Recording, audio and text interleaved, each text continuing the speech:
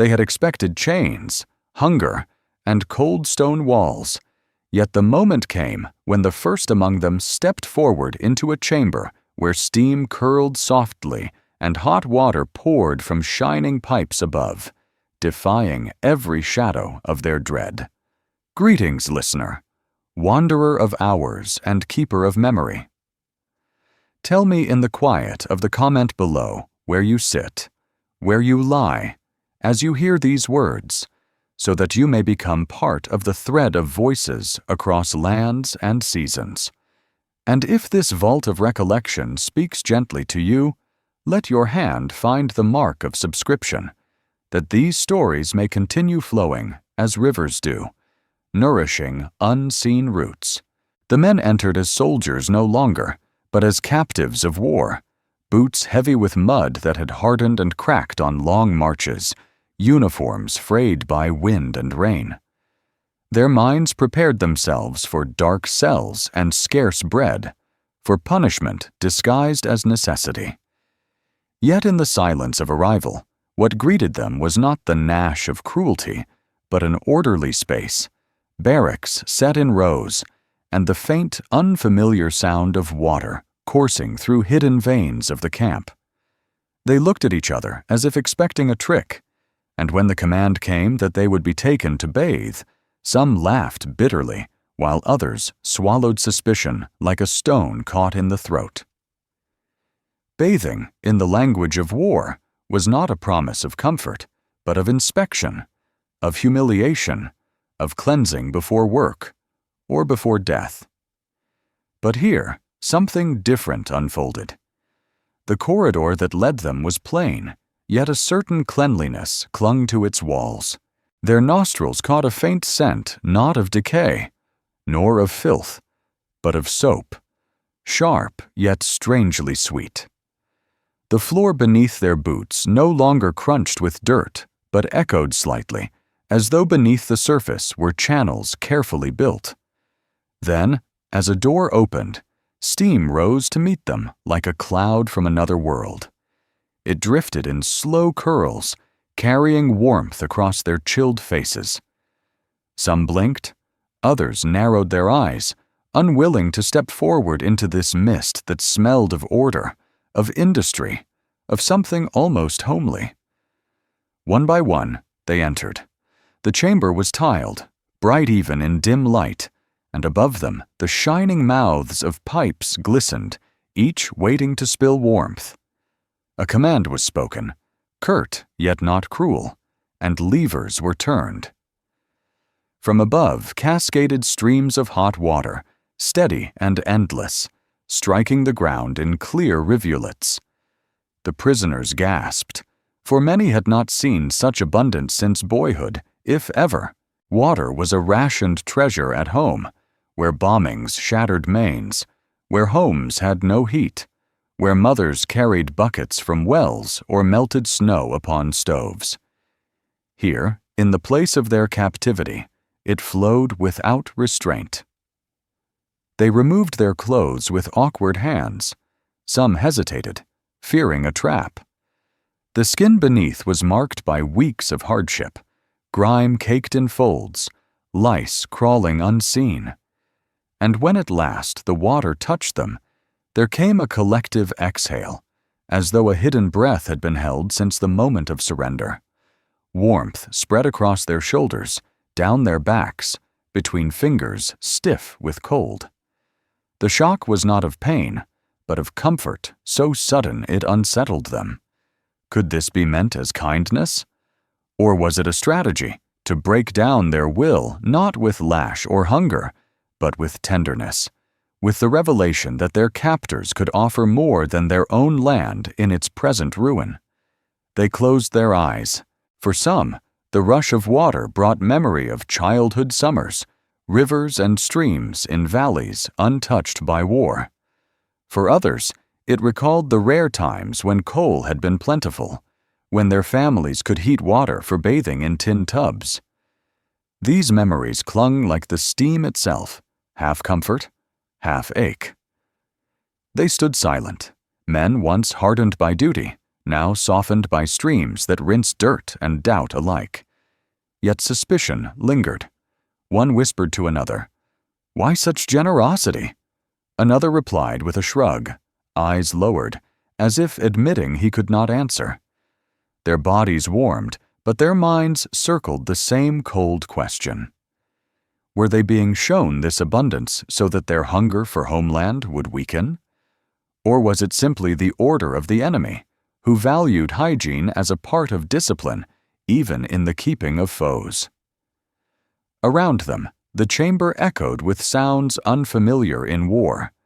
The slap of water upon tile, the hiss of steam, the gurgle of drains, not the crack of gunfire, not the thunder of bombs, but the ordinary sounds of a society that could still afford such systems. To hear these noises was to realize that the enemy had not only armies, but networks of pipes, reserves of fuel, industries capable of supplying soap to men who were not even citizens. What did it say of their strength that they could spare such resources? The men bathed. They scrubbed grime from their skin, watching rivulets of brown trickle away, vanish into drains that swallowed filth without protest. Some felt shame at the sight of their own dirt, a reminder of the long retreat, the broken lines, the surrender that had led them here. But with shame came also a strange lightness, as if for the first time in months, perhaps years, their bodies remembered what it was to be clean. When the order came to finish, they stepped away slowly, reluctant. They dried themselves with coarse towels, and though the cloth scratched, it was warm. It was dry. They dressed in clean garments provided, simple and plain, yet free of lice and odor. And as they emerged from the chamber, their faces carried an expression not of defiance, nor even of despair, but of bewilderment. For captivity had shown its first mask, and it was not cruel, but strangely merciful. They walked back through the corridor in silence. Only the dripping water from their hair and hands marked the rhythm of their steps. Each man heard the droplets fall, pattering softly like rain remembered from another life. It was a sound that lingered, even when the chamber was far behind. And as night drew near, when they lay in barracks upon straw-filled sacks, they still heard it, each in his own mind. The steady dripping of water, unanswered, unresolved. The dripping did not cease, though the chamber door had been closed, though the men had been led away to their beds. In the silence of the barracks, the echo remained, as though each drop struck not stone or tile, but the ear itself, whispering of what had been experienced and could not easily be forgotten. Drip by drip, it reminded them of that first touch, the shock of warmth against chilled skin, the rivulets coursing down backs, across arms, through the lines of ribs and scars. That single sensation returned now as memory, but also as mystery, for it unsettled them almost as much as it comforted them. To feel warmth where they had expected cold punishment was to be reminded of all they had lacked at home. Water had been rationed in Germany, pipes broken by bombings, cities left in smoke and rubble, where once bathhouses and laundries had stood. A man might have queued for hours just to carry a bucket from a communal pump, or melted snow upon a stove when coal could be found. In villages, wells had grown foul, their depths tainted by overuse or neglect. The idea of water flowing freely, day and night for captives, seemed almost beyond reason. They asked themselves quietly, lying awake beneath wooden beams, if this abundance were real or only the mask of generosity shown at the beginning of captivity, to lull them into passivity. The memory of that first touch was vivid. Water striking the head, rushing down into the hollow of the neck. Some shivered, not from cold, but from the shock of a body long deprived, suddenly met by comfort. a warmth that spread like fire, yet left no burn. For days, perhaps weeks, they had not known the cleansing of pores, the release of sweat and dirt beneath steady flow. It was a sensation that moved past skin and muscle into something deeper, into thought itself. What did it mean to be treated this way? Was it simply practical, a means to keep disease at bay among crowded men? Or was there a statement hidden within the pipes and valves, a declaration that the enemy's order extended even into kindness? Many recalled their mothers, who had once scrubbed them clean as boys. The steam of that chamber had carried them backward, to kitchens where copper kettles sang, to small tubs filled by hand. Yet memory was not sweetness alone. For some, the sensation of cleanliness stirred grief, for they knew their mothers' homes were gone, their tubs shattered, their kettles twisted beneath rubble. To be bathed in warmth far from home was to realize that home itself lay cold. And yet, suspicion could not be dissolved so easily. Soldiers whispered to each other that perhaps it was all a test. Perhaps hidden eyes watched their relief, noting how quickly they yielded to comfort, how swiftly suspicion weakened. Would reports be written of how German discipline could be softened by a simple shower? The men wondered, and the thought lingered. But water, unlike thought, could not be resisted. It ran across their bodies, cleansing whether they wished or not, leaving its mark not as visible scar, but as invisible memory. The chambers themselves were marvels to men from villages, tiles that gleamed though dulled by use, pipes that hissed like living things, valves that turned with a grip of metal precision. One prisoner who had worked as a plumber at home whispered to his comrade that such fittings required factories untouched by ruin, mines still rich in ore, engineers skilled and plentiful. The presence of such infrastructure in a camp for prisoners spoke volumes of the enemy's industrial depth. Was it not said back home that the Allies were decadent, careless, unstructured? Yet here was proof of their structure, their discipline, their unseen strength. The drip of water carried more than sound. It carried a question. What was true power in war? Was it the shell, the rifle, the tank? Or was it the pipe that could carry clean water across miles, the furnace that could heat it, the soap that could be produced in such quantity as to cleanse even enemies? The men pondered, though none dared speak such thoughts aloud. To admit admiration for the captor's strength was to admit a fracture within one's own certainty. But lying there, with damp hair against rough pillows, the prisoners could not chase away the sensation. Water lingering on skin dried slowly in the night air, leaving behind both comfort and longing. They shifted upon straw, trying to sleep, but every movement recalled the earlier warmth, as if their bodies begged for return. Their minds returned again to that question. Was this an act of mercy, or of power disguised as mercy?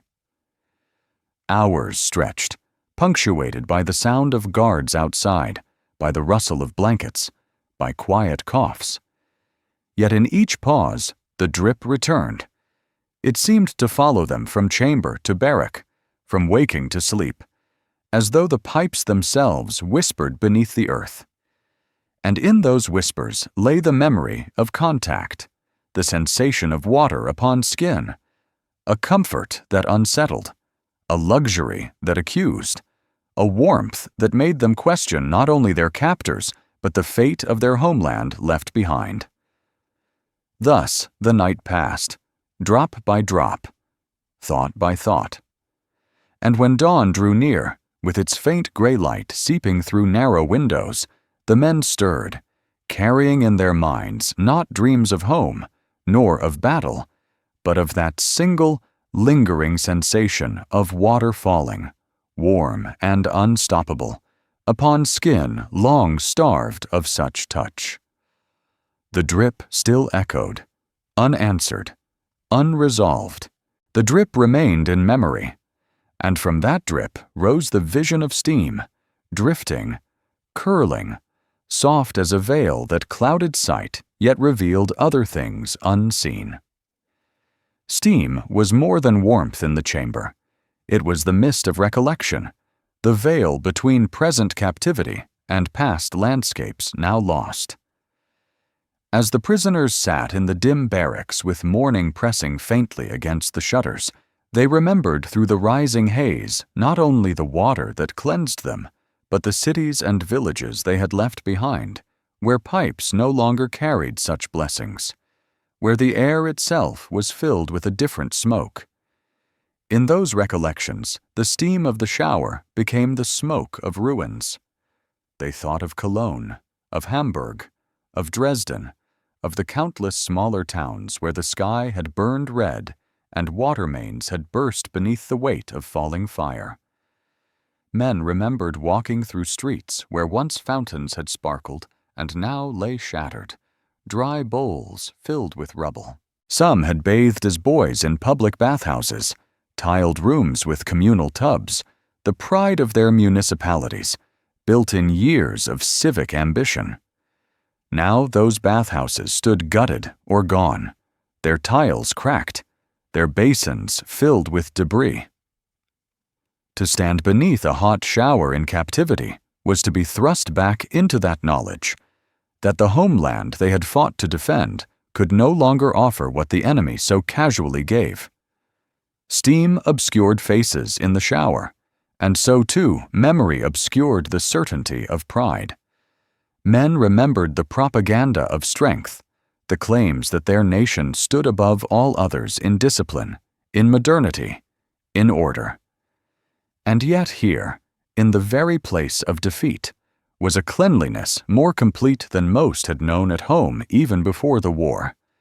Pipes hissed with pressure, valves responded without fail, drains swallowed the filth with no protest. These were not luxuries meant for the privileged, but ordinary provisions even for those who were captives. What then of the world beyond these fences? If prisoners were offered such, what wealth of order lay outside? The steam blurred more than vision. It blurred identity. Each man, stripped of his uniform, washed of grime, stood not as soldier nor as prisoner, but as human body, flesh beneath water, skin steaming in the mist.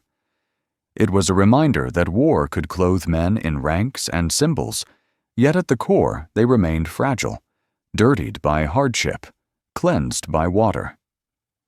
In that moment, some felt shame, that it had taken capture to remind them of their own humanity, to feel again like men rather than cogs in a vast and crumbling machine. One prisoner, staring at the tiles through the mist, whispered that he could not remember the last time his wife and children had bathed in warmth. Their village's water tower had been struck months before his capture, and women carried buckets from a muddy stream. The image tormented him, his daughter shivering as she washed in a basin of cold water, while he now stood enveloped in steam provided by those he had been taught to despise. Such memories pressed upon many, and the veil of steam became heavy with grief as much as comfort. But others found in the mist a kind of hiding place. They closed their eyes and pretended for a brief instant that they were not in captivity, but in some municipal bath of their youth, where laughter had echoed, where men discussed work and politics, where life was ordinary and unbroken. For these brief moments, the steam allowed escape, a journey across time to a past unscarred. Yet always, when the mist cleared, the truth returned. They were prisoners. Their homeland lay in ruins, and the abundance before them was not theirs to claim. The contrast was unbearable for some. To feel warmth upon skin while remembering the icy hands of loved ones left behind was a form of torment unspoken Others wondered if the captors knew this, if they understood that every hot shower was also a knife of memory, cutting through the layers of loyalty and pride. Could kindness itself be used as a weapon, sharper than deprivation? They could not know, but the thought hung in the mist, heavier than the steam itself, and still the steam rose, hissing from pipes, curling into the rafters, dripping down the walls. It carried with it a smell both foreign and familiar, the sharp scent of soap mingled with heat, something that clung to hair and skin even after drying. For some, this scent was the strangest part, for it lingered longer than the sensation of water. It marked them. It followed them back to the barracks. It wove itself into blankets and straw, so that even in the night they breathed the ghost of cleanliness. They felt divided, as though half of them wished to reject it, to claim dirt and hardship as proof of loyalty, while the other half longed to surrender, to be bathed again, to forget war in the embrace of warmth. Outside, the world was different. In Germany, steam rose not from showers, but from craters, from smoldering ruins, from burned timbers of homes and churches. The veil of memory grew heavy, and men wondered whether their wives stood in queues with pails, whether their sons washed in icy rivers, whether their mothers melted snow upon broken stoves. To think of such while wrapped in warmth was to feel both gratitude and betrayal. Gratitude that they themselves could be clean and warm. Betrayal that this comfort came not from their own people, not from the homeland they had believed in, but from those who had conquered them. And so the steam lingered, a veil not only of water, but of thought. It softened edges, blurred certainties, filled lungs with warmth, yet left questions unsettled. What is strength in war? Is it the ability to destroy, or the capacity to preserve? To stand in ruins and recall the hiss of pipes in captivity was to confront that question without answer. As the steam thinned and the chambers emptied, droplets slid down tiles, tracing slow paths toward the drains. In their barracks, the men lay still, eyes open to rafters, minds clouded by images, half of home and half of captivity. The mist of recollection did not disperse. It only thickened within them. And in the stillness, as dawn's gray deepened into day, a cough sounded within the silence, muffled yet sharp, breaking through the veil of steam lingering in memory. The cough echoed in the quiet like a stone dropped into still water, breaking the haze of thought. It was not loud, yet it carried weight, for within its rasp lay the voice of doubt that none had spoken plainly. The cough belonged to no single man, but seemed to rise from all, a reminder that trust was fragile, that suspicion lingered even in warmth. For though steam had veiled their minds in memory, though water had cleansed their bodies of grime, the question remained unsettled. What motive guided their captors, and could such comforts truly be given without design? That cough was followed by whispers. Men turned upon their straw mattresses and murmured to one another, voices kept low lest guards hear. "Why do they give us such?" asked one. "Is it only to prevent disease?" asked another. "Or do they mean to soften us, to turn our minds with the illusion of kindness?" The question spread as easily as steam had done, filling the space between bunks with unease. None could answer with certainty. Some argued it was mere practicality, that the enemy sought to avoid lice, fever, contagion. Yet others shook their heads, claiming that pipes so polished, valves so smooth, could not be explained by practicality alone. No, this was something larger, a glimpse into the order of a society that could provide such abundance even for foes. The cough came again, harsher this time, and the men fell silent. Perhaps it was only illness, perhaps only a throat choked by steam, yet its sound felt like accusation. Were they so ready to forget who they were? So ready to accept comfort from those they had sworn to fight? Suspicion returned, not directed outward but inward, against themselves, against the weakness they feared was growing in their hearts. The memory of water striking skin was vivid, yet the mind twisted it now. Was the warmth meant to cleanse or to corrupt? Was soap a gift or a trap? Could a people so disciplined in infrastructure not also be disciplined in manipulation? Men lay awake asking such questions in silence, as if fearing that to admit delight in their captor's generosity was to betray all that had been lost in battle. By day, as they labored in small tasks or sat in barracks awaiting orders, the doubt did not vanish. When guards passed, well-fed and orderly, the prisoners searched their faces for signs of cruelty hidden behind civility. Some saw only indifference, others glimpsed a sternness that felt colder than open brutality. To be beaten was to know where one stood. To be bathed, to be given soap and towel, was to be led into ambiguity, and ambiguity gnawed more deeply than hunger. Still, the body remembered, even as the mind resisted. Skin felt smoother, hair cleaner, eyes clearer after that shower. The very act of being rid of lice brought relief that could not be denied. Men scratched less, slept more soundly, felt a kind of lightness they had nearly forgotten. And yet this lightness itself became suspect. "They weaken us," whispered one, "by giving us what we crave. Better to endure dirt and hardship than to be made soft by luxury." But the words rang hollow, for none wished truly to return to filth.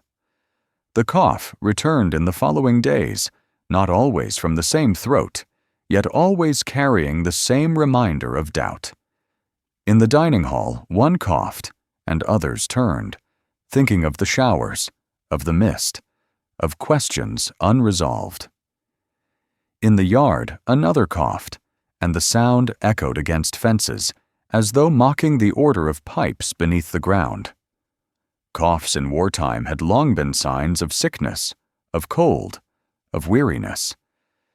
Now they became also signs of suspicion, of unease that could not be spoken plainly.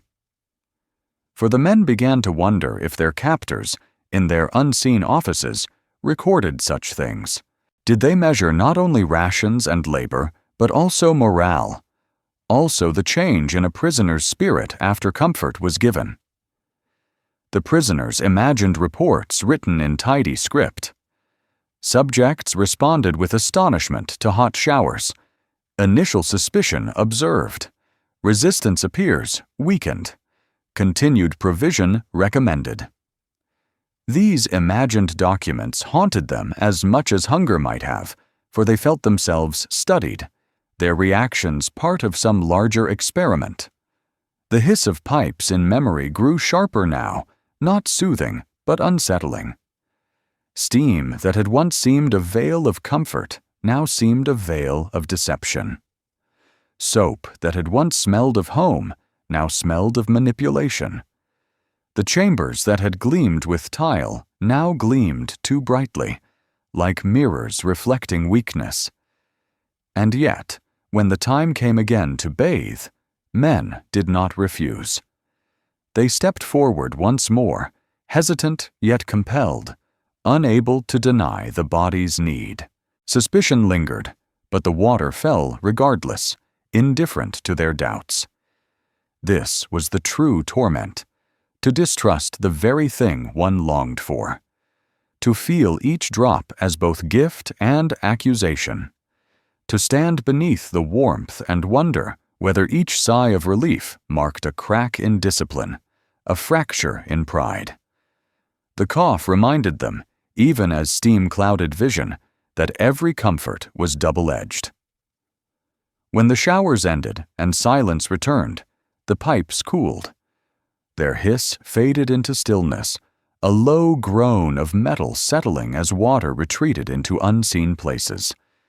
The men heard it as they dressed, as they filed back to their bunks, and the sound seemed to echo in their minds long after. A hiss that was neither threat nor kindness, but something in between, like the very nature of captivity itself. And as they lay again upon their straw, ears attuned to every creak of wood, every cough of comrades, they felt the absence of that hiss more keenly than its presence. The silence it left behind was heavier, more troubling than the steam had been. In the stillness of night, their thoughts circled once more, doubting, questioning, unresolved. The hiss of pipes cooling lingered in imagination, an unresolved sound that would not fade. The hiss of the pipes faded until only silence remained, and into that silence the night stretched long and uncertain. The prisoners lay awake upon their straw-filled sacks, eyes open to the dark beams above, ears attuned to the faintest shift of wood or cloth. The warmth of the showers had passed, yet its ghost lingered in memory, unsettled and insistent. They whispered among themselves, voices hushed, words carried from bunk to bunk like moths moving through shadow. What had they seen? And what had it meant? Why had captivity begun not with chains, but with comfort? Why had water flowed freely when so much had been denied at home?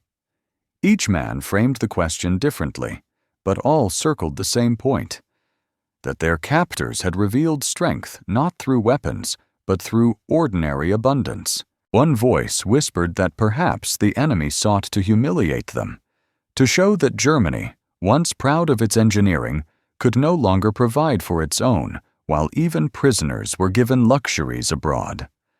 Another argued that it was merely practical, that disease spread quickly in camps, and clean bodies meant order and efficiency. Yet even he could not deny the impression left upon his mind by the sight of endless steam rising, of soap provided without ration, of pipes that sang with pressure as though fed by rivers unseen. To explain was not enough. The image endured, heavy as iron. The silence between whispers was deeper still, a silence broken not by bombs or gunfire, but by the slow breathing of men who could not sleep. Outside, the guards patrolled, boots striking gravel, steady, indifferent. Inside, the prisoners carried on their hidden debate, each thought brushing against the next like leaves stirred by faint wind. Some confessed in quiet that the water had brought them comfort beyond words, that for a moment they had felt almost human again. Others scolded them for weakness, insisting that to admit such comfort was to betray their homeland, to soften the iron discipline drilled into them. The room itself seemed to hold these contradictions, as if the walls had absorbed their doubt and whispered it back in the rustle of straw. It was not only the water that unsettled them, but what it symbolized. For in war, every detail became message. Bread was never only bread. It was ration, strategy, morale. A bed was never only a bed. It was the measure of how much dignity the prisoner retained. And water was never only water. It was life. It was order. It was the unseen system of pipes and boilers that marked a society's priorities. In this, the prisoners found themselves confused. They had believed themselves to be the ones who valued order above all, who built autobahns and machines that testified to discipline. Yet here, in defeat, they bathed in the order of their captors, who had preserved cleanliness even for foes. The night pressed heavier, and some men began to confess memories of home.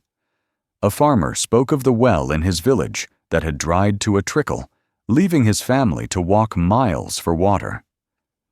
A laborer recalled the broken pumps in his bombed city, where mothers queued with buckets as planes droned overhead. A student remembered the ration tickets for soap, the sharp smell of substitutes that left skin raw. To hear these stories in the barracks was to understand more keenly the contrast, their homeland scarcity set against the enemy's abundance. And in that contrast lay both shame and unease. For what did it mean if the enemy could preserve such comforts even while waging war across oceans and continents? The whispers faded as the hour grew late, yet no one truly slept. They lay in silence, listening to the night, to the faint creak of wood, to the imagined hiss of pipes cooling still. The air was thick with thoughts unspoken, with comparisons that could not be set aside. Clean skin upon rough straw felt strange, almost dishonorable, as though the body had been soothed while the spirit was left restless. Some men closed their eyes and tried to dream of battlefields, of comrades still fighting, of victories once celebrated. But the mind returned unbidden to the shower, to the streams of water striking tile, to the warmth that had seeped into marrow. Others thought of home, of wives and children shivering in the cold, of mothers melting snow, of fathers repairing broken wells. Their hearts ached with the knowledge that their own families endured hardship, while they, as prisoners, had been bathed in abundance. The silence grew so deep that it felt like another presence in the room, heavier than guards or walls. It pressed against them, asking questions none could answer. Was captivity meant to be endured in misery or revealed in contrast? Were they to be broken by cruelty or by kindness? Each man lay still, turning the thought over, unable to escape. At last, the night reached its stillest point. Outside, frost touched the ground, and stars shone cold above the camp. Inside, men lay with eyes open, staring into darkness that seemed endless.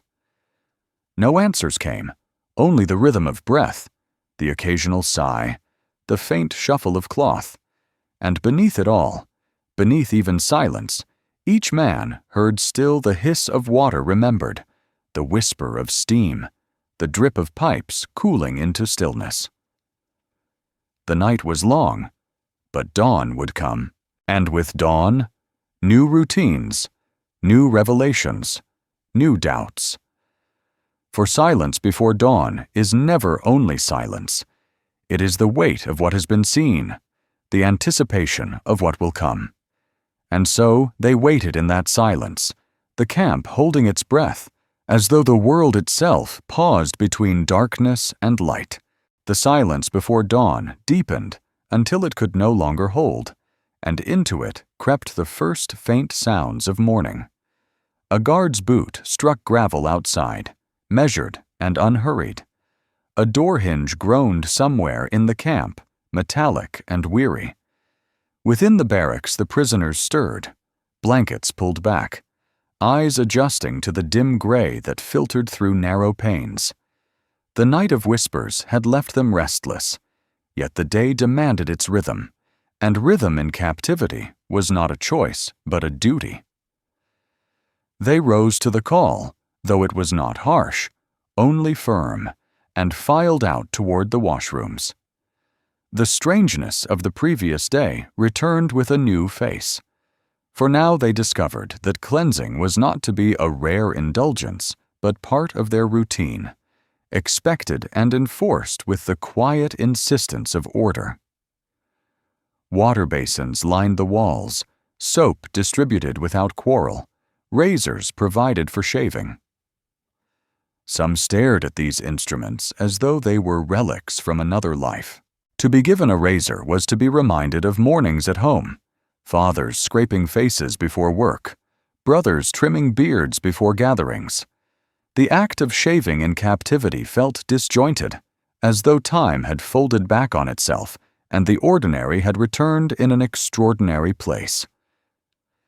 The prisoners bent over sinks, their reflections blurred in the metal, steam curling once more as water was poured.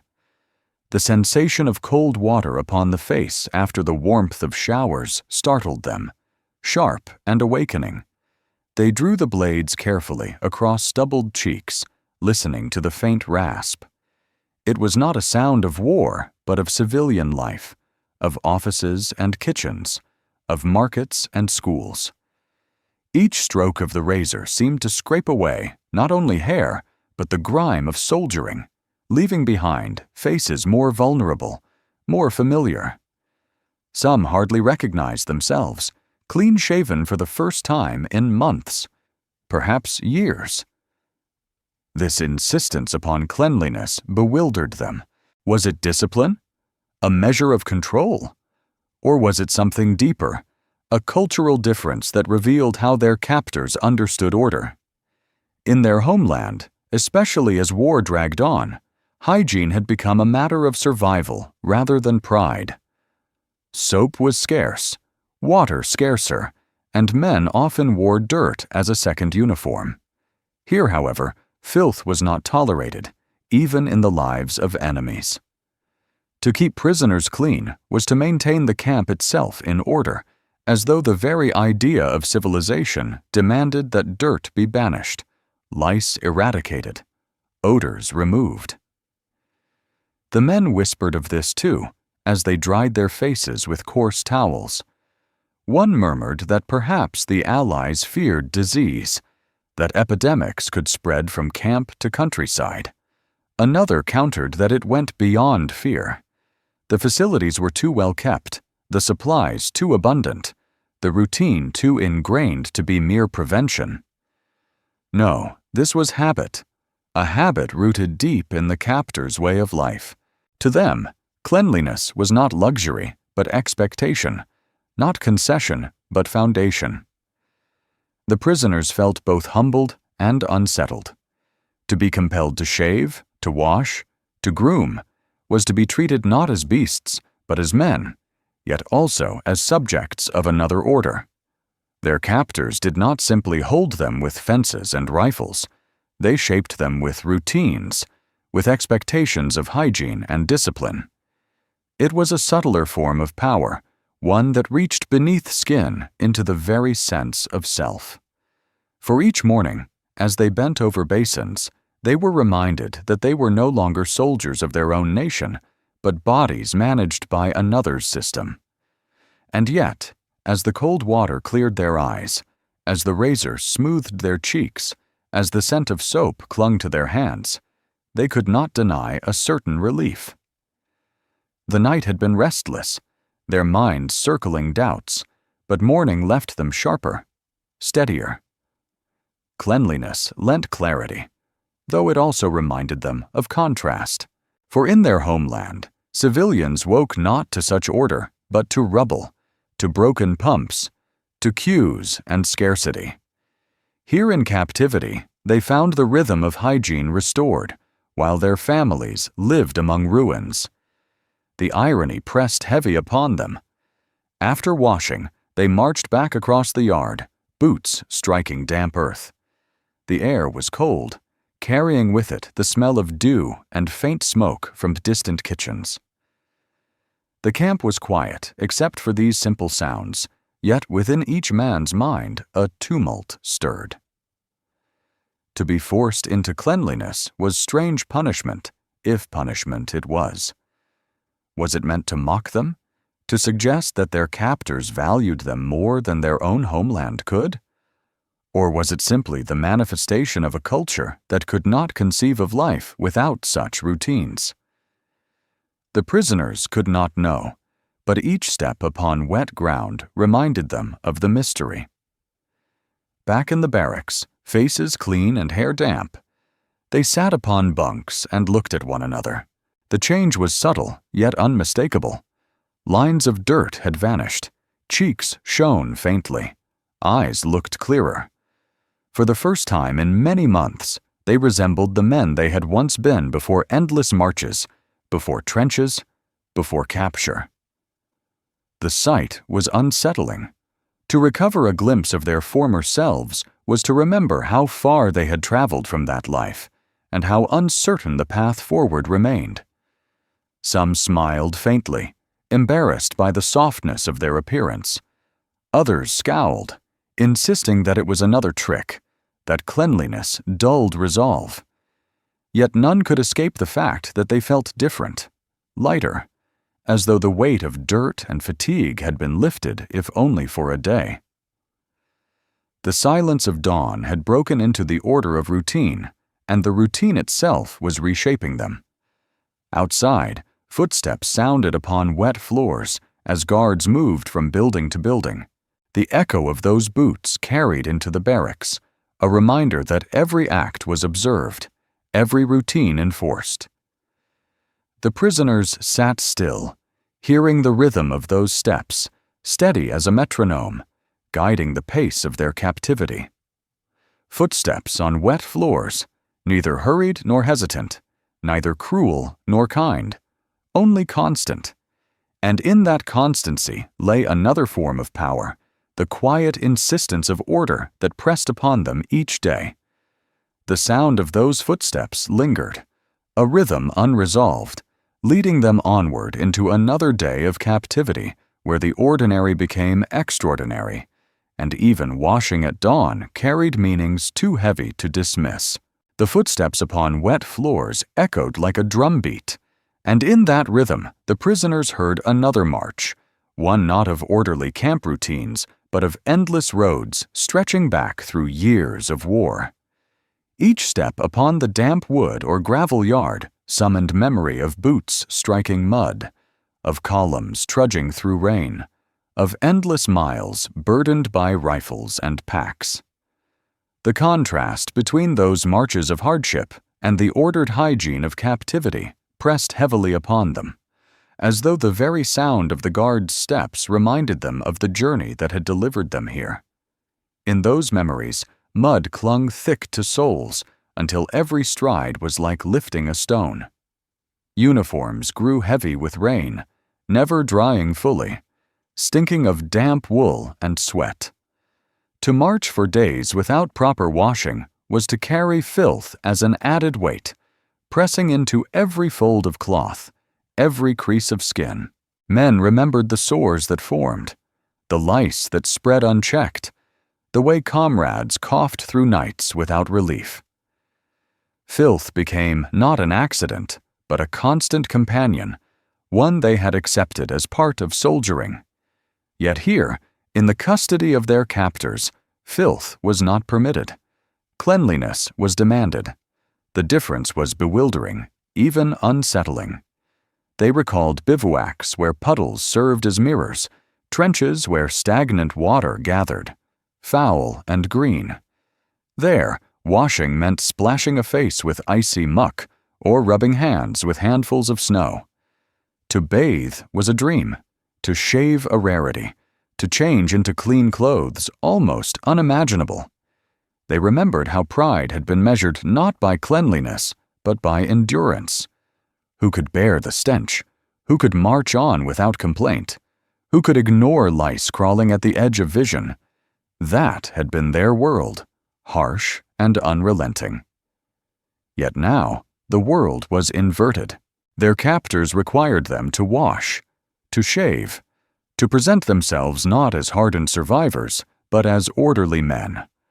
One prisoner whispered as he scrubbed his hands in a basin, "It feels as though we are more civilized in defeat than we were in battle." The remark stirred unease, for it suggested that captivity was not only a loss of freedom, but also a strange gain of habits long forgotten.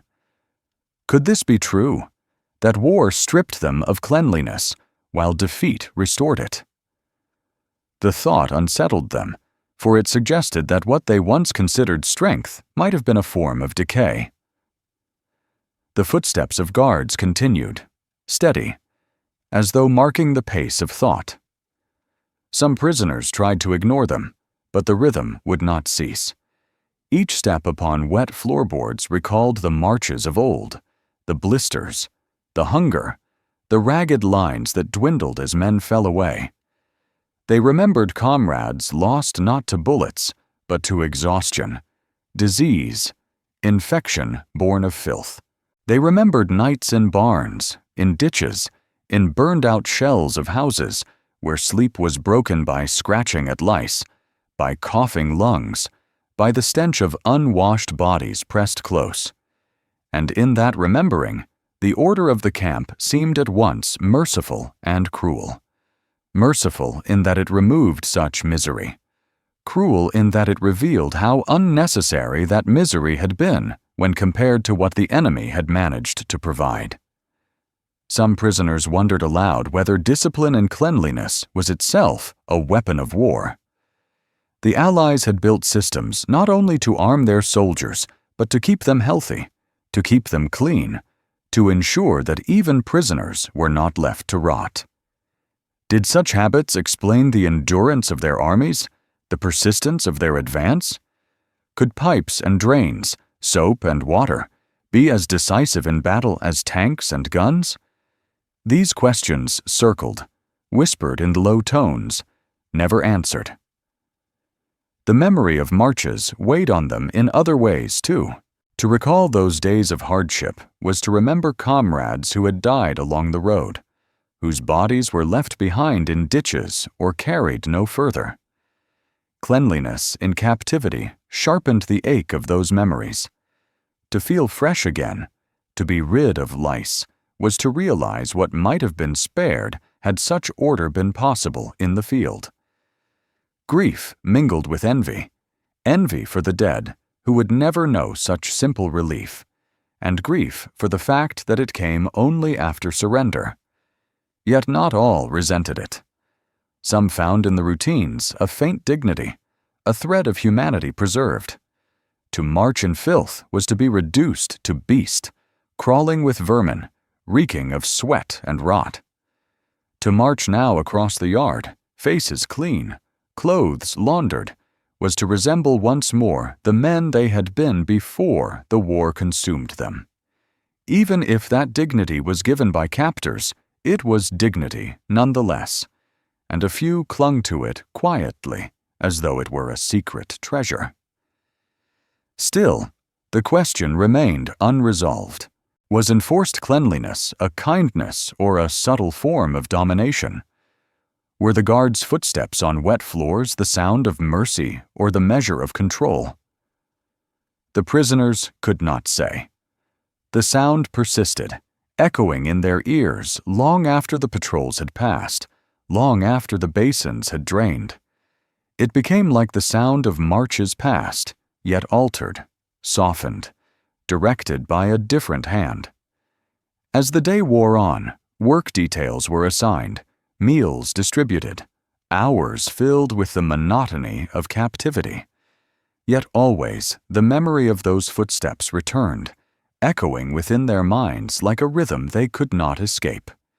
It carried them back to roads of mud, to trenches of filth, to endless columns straining beneath gray skies. It carried them forward, too, into the strange present where order was imposed not by lash, but by cleanliness. Between these two worlds they were suspended, uncertain of which weighed heavier, the hardship they had endured as soldiers, or the bewildering routines they now followed as captives. That night, as darkness fell again, the barracks grew quiet once more. The whispers of men subsided, yet the echo of steps upon wet floors lingered in memory, a rhythm unresolved, a march without destination.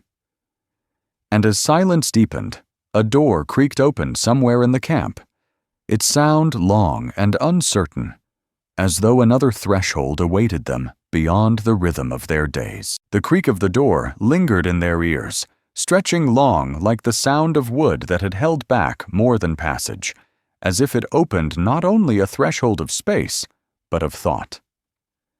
The prisoners turned their heads at once, listening to the groan fade into silence, uncertain what awaited beyond. Doors in captivity did not open without purpose, and so they were summoned, one group after another, into corridors they had not yet walked, toward places whispered about but unseen. At the end of the hall, they found themselves brought again to the washrooms, not now to bathe, but to witness. The chambers stood in daylight, different from the misted mystery of their first experience. Steam no longer veiled the air. Instead, windows let in the pale sun, striking across tiled walls and polished fittings. What had seemed dreamlike now appeared with the clarity of stone and metal. They saw the details as they had not before.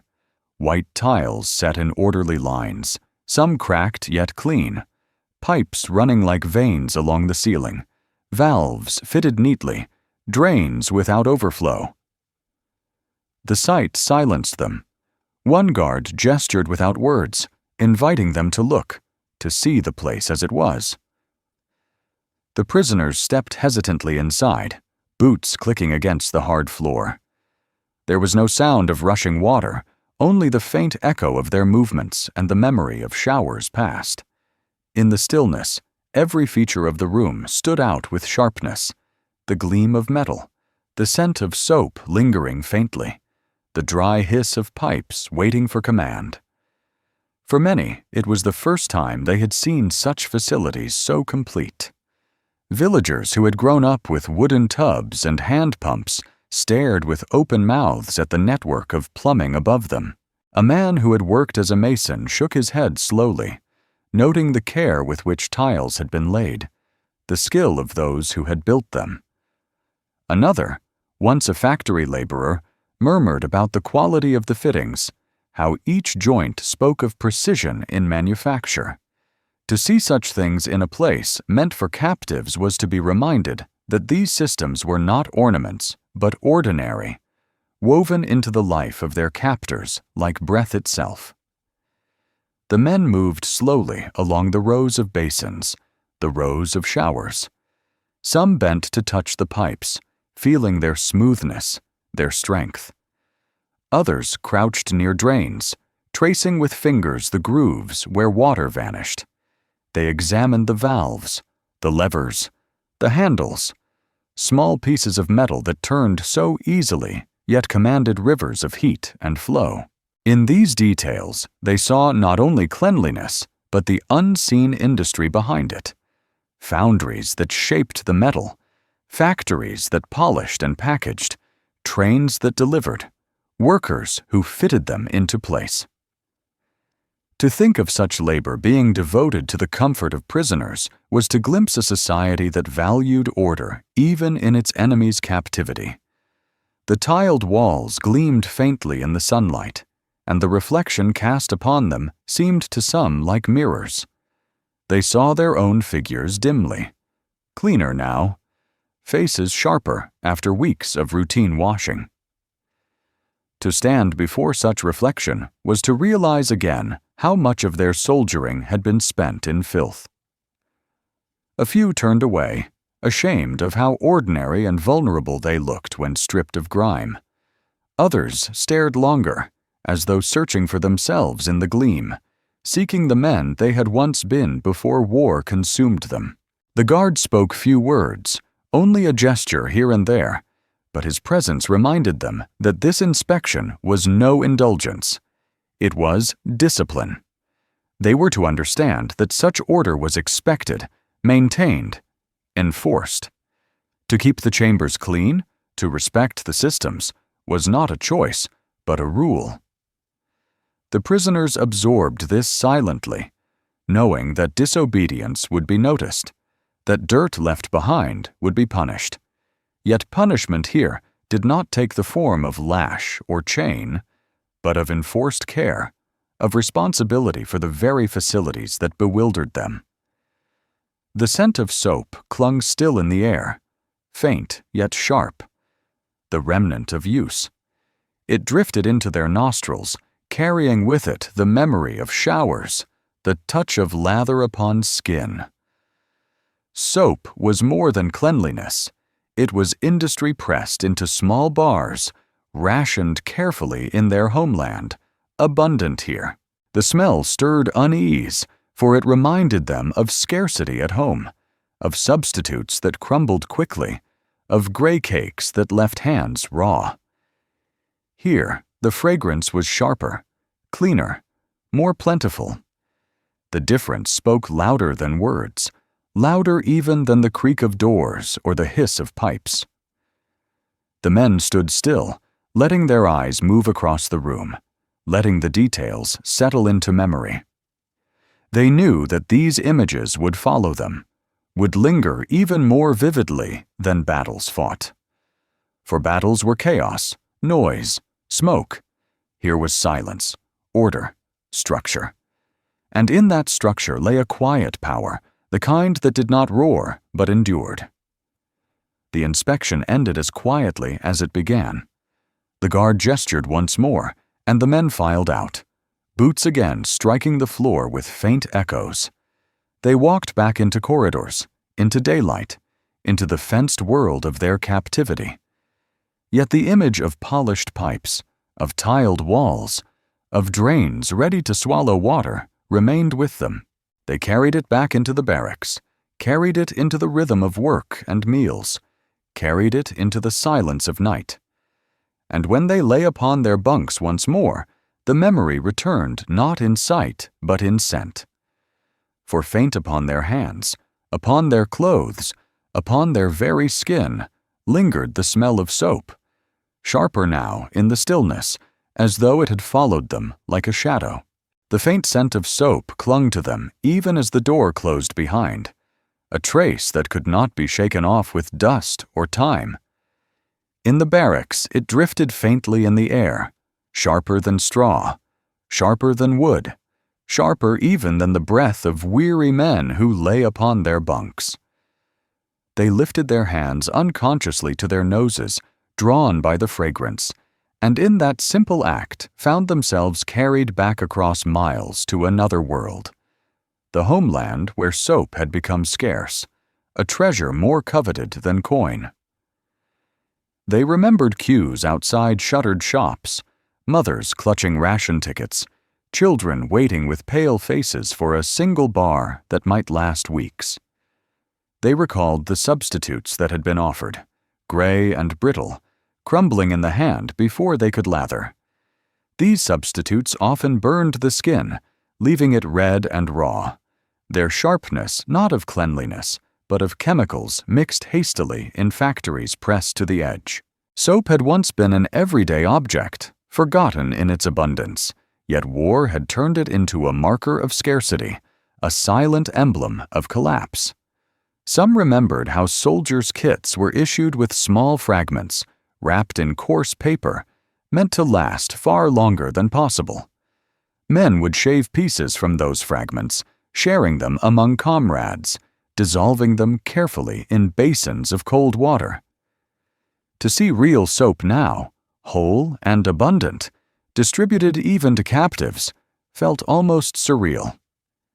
The scent in the camp was rich, not harsh, and it lingered long after use, leaving skin smooth rather than stinging.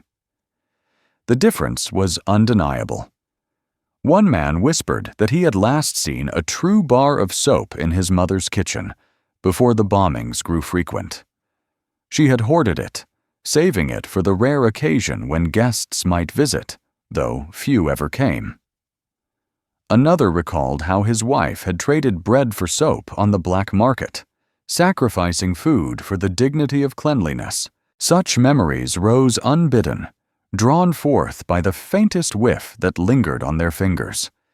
The prisoners lay in silence, each man breathing in the air heavy with this scent, and in their minds grew the contrast. To be washed with abundance in captivity, while their families endured substitutes at home, was a wound sharper than hunger. Soap was not life itself, but it was dignity. It was order. It was the ability to meet another's gaze without shame. They wondered if their children smelled of smoke and dirt, if their wives scrubbed themselves raw with poor substitutes, if their parents mourned the loss of such simple grace. The prisoners felt themselves divided, clean in body, yet unclean in thought, tainted by the knowledge of comfort gained only through defeat. Some questioned aloud whether this too was part of the captor's design. Was the scent meant to haunt them, to remind them of their homeland's weakness. Did their captors know that each bar of soap was a silent comparison, a mirror held against their memories? Perhaps, perhaps not. Yet the result was the same. The prisoners could not escape the feeling that abundance itself was a weapon, subtle and unrelenting. Others resisted the thought, insisting that soap was nothing more than practicality, that their captors gave it simply to keep disease at bay. But even as they spoke, they rubbed their hands together, inhaled the fragrance, and fell silent. For they could not deny that this soap was more than function. It was symbol. It was industry continuing unbroken, supply lines unshaken, factories still churning out goods not only for soldiers, but for prisoners. The scent of soap drifted through the night, mingling with straw and sweat, an invisible presence as strong as any guard's gaze. It seemed to whisper of a different world, one where abundance had not been shattered, where pipes ran full, where shops were stocked, where mothers did not stand in queues with hollow eyes. The prisoners listened to that whisper, though it was wordless, and it left them restless. In the darkness, one man reached beneath his bunk and drew forth the small bar he had been issued, unwrapped carefully from its paper. He held it in his palm, running a finger across its smooth surface. In its weight he felt not luxury, but accusation. He thought of his wife's hands, cracked and raw, of his son's face smudged with soot. He whispered their names softly, and the scent seemed to answer, though it could not carry across oceans and rubble to where they were. He pressed the bar to his nose, breathing deeply, as if to draw them nearer. Others watched, but said nothing, for each understood. The morning came slowly, and with it, again, the routines. But the scent lingered still, clinging to clothes, to hair, to skin. Even as they worked, as they ate, as they marched across the yard, the prisoners carried with them that fragrance of abundance, a silent reminder of contrast. And as they lay once more at night, it remained, stronger than dreams, sharper than silence. On the edge of one basin, forgotten after use, lay a single bar of soap, pale and firm, waiting where someone had left it. The sight of it drew eyes even in passing, as though it were an emblem placed upon an altar, both ordinary and sacred.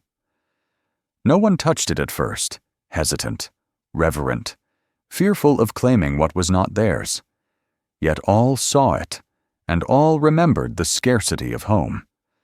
That small bar, unguarded, seemed to shine in their minds brighter than the steel of rifles or the gleam of metals. It was a treasure more subtle, a symbol more piercing than any weapon they had known. And so the image lingered, a bar of soap left upon the edge of a basin, silent, unresolved, carrying with it both memory and doubt. The bar of soap remained where it had been left, resting upon the edge of the basin as though placed deliberately. An object small in size, yet immense in meaning. Each time the prisoners passed through the washroom, eyes lingered upon it, though no hand reached forward to claim it. It was not guarded, yet it seemed untouchable, as though it bore the weight of symbol rather than use. Some regarded it as a token of abundance, proof that the captors possessed so much they could forget what they gave away. Others looked upon it with unease, as though its very presence mocked them, saying silently, "See how much we can spare, even for you." At night, the image of that bar returned in whispers, debated in low tones upon the bunks. Was it prosperity, a sign that their captors had reached such heights of industry that even waste was possible? Or was it excess, a careless squandering that revealed decadence? The prisoners argued softly, neither side convincing the other, Those who had seen their cities reduced to rubble believed it must be prosperity, for only a land unbroken could produce such plenty. Those who clung still to pride insisted it was waste, for surely no society could endure long if it gave such things freely to enemies. In truth, none knew. The soap remained silent, its pale surface neither confirming nor denying. Some wondered whether their captors had left it there intentionally, knowing it would provoke such thoughts. Others laughed bitterly at the idea, dismissing it as chance. Yet even as they laughed, they admitted that they themselves could not ignore it. In war, symbols were rarely chance. Every detail carried weight, whether intended or not. To leave a bar unclaimed was to create a mirror in which the prisoners saw themselves, hungry, uncertain, measuring their own poverty against the enemy's plenty. The men spoke of economics they barely understood. How could a nation send weapons across oceans, supply armies on distant fronts, and still produce soap in such numbers that prisoners bathed in it daily? They tried to imagine the factories, the convoys, the workers unseen. Some muttered that such plenty was proof of exploitation, of colonies and resources gathered unjustly. Others whispered that perhaps it was not theft, but true efficiency, a discipline greater than their own. These thoughts pricked at their pride, for they had believed themselves to be the most ordered, the most disciplined. To consider otherwise was to loosen the ground beneath their very identity. The unclaimed bar became a kind of altar around which doubts gathered. Each man projected onto it his own thoughts. For one, it symbolized his wife's hands, red and cracked from scrubbing with poor substitutes. For another, it was the memory of black markets where soap was worth more than tobacco. For yet another, it was a reminder of childhood, when soap had been plentiful and taken for granted, long before war had stripped it of ordinariness. The bar became more than soap. It became memory itself, condensed into a form both ordinary and strange. The sight of it unsettled them further when they recalled the ruins of their homeland.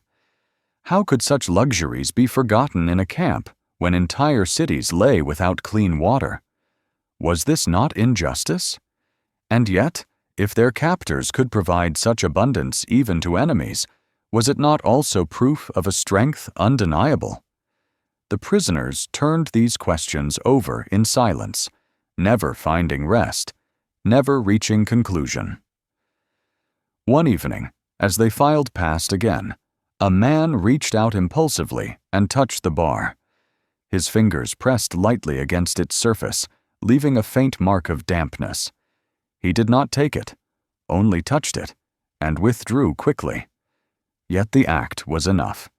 The others saw and whispered of it long after. Was it defiance, to claim a piece of abundance?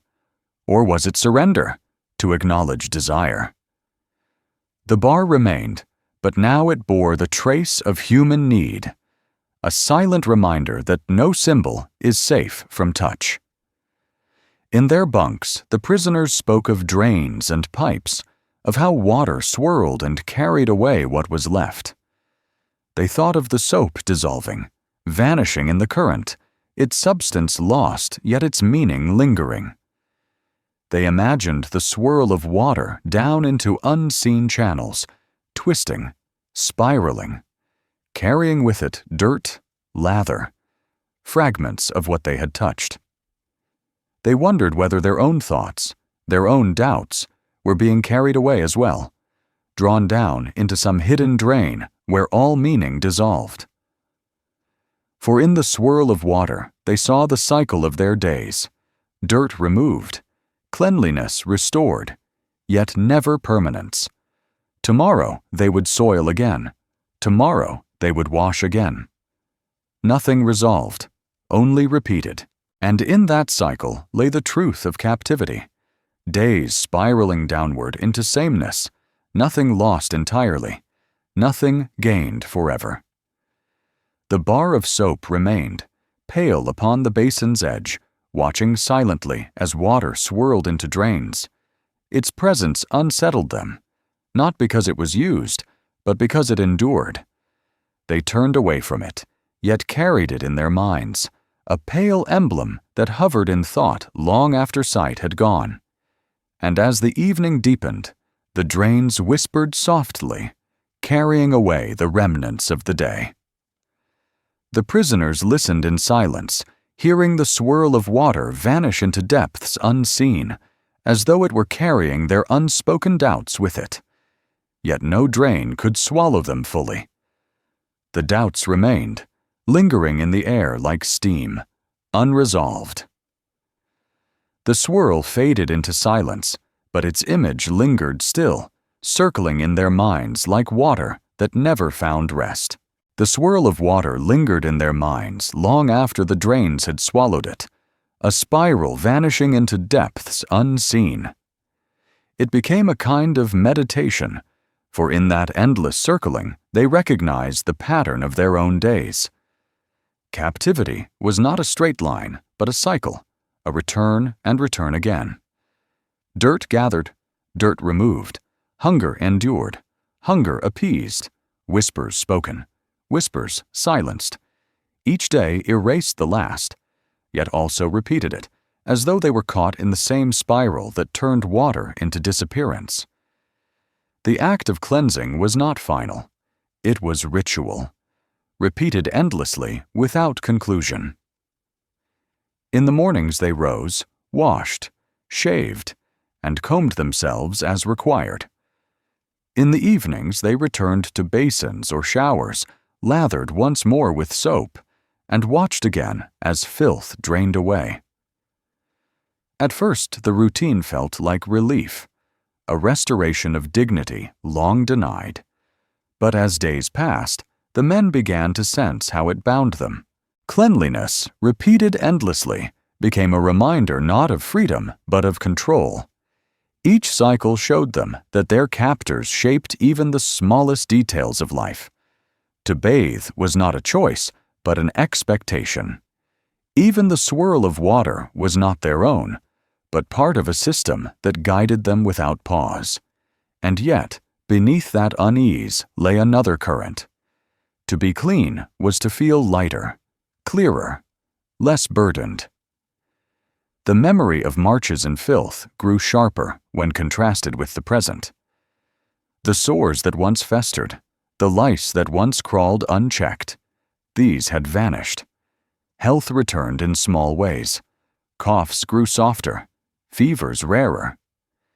Cleanliness did not bring joy, but it brought a strange endurance. Some men realized, though they did not say it aloud, that the very discipline they resisted was the same that preserved them. As they bent over basins and rubbed soap into lather, some felt themselves transported into a place outside of war. The swirl of foam upon hands, the scent rising in steam, the cool rinse of water. These were sensations older than uniforms, older than rifles, older even than borders. For a moment, the soldier and the prisoner disappeared, leaving only the human body in its ritual of cleansing. Was this why the captors insisted upon it? To remind them that beneath symbols and banners they were still men? Or was it to strip them of identity, to reduce them to mere bodies maintained for labor? The prisoners could not decide. The swirl of water left the question unresolved. One evening, a man stood longer than the others at a basin, watching the foam circle slowly before vanishing down the drain. His comrades asked why he lingered, and he whispered, "It is like time. It goes and goes, yet always circles first." The others frowned, uncertain, but the words lodged in their thoughts. They too began to notice the circling, the repetition, the strange resemblance between water vanishing and days repeating. Each cycle cleansed, yet none brought change. Each left them where they had begun, ready only to begin again. the swirl became a kind of emblem, a private meditation carried by each man. For some, it was despair, the realization that nothing would ever progress, that they would remain forever in cycles of sameness. For others, it was strange comfort, the assurance that even in captivity there was rhythm, that filth could always be erased, that tomorrow would bring another chance to feel clean.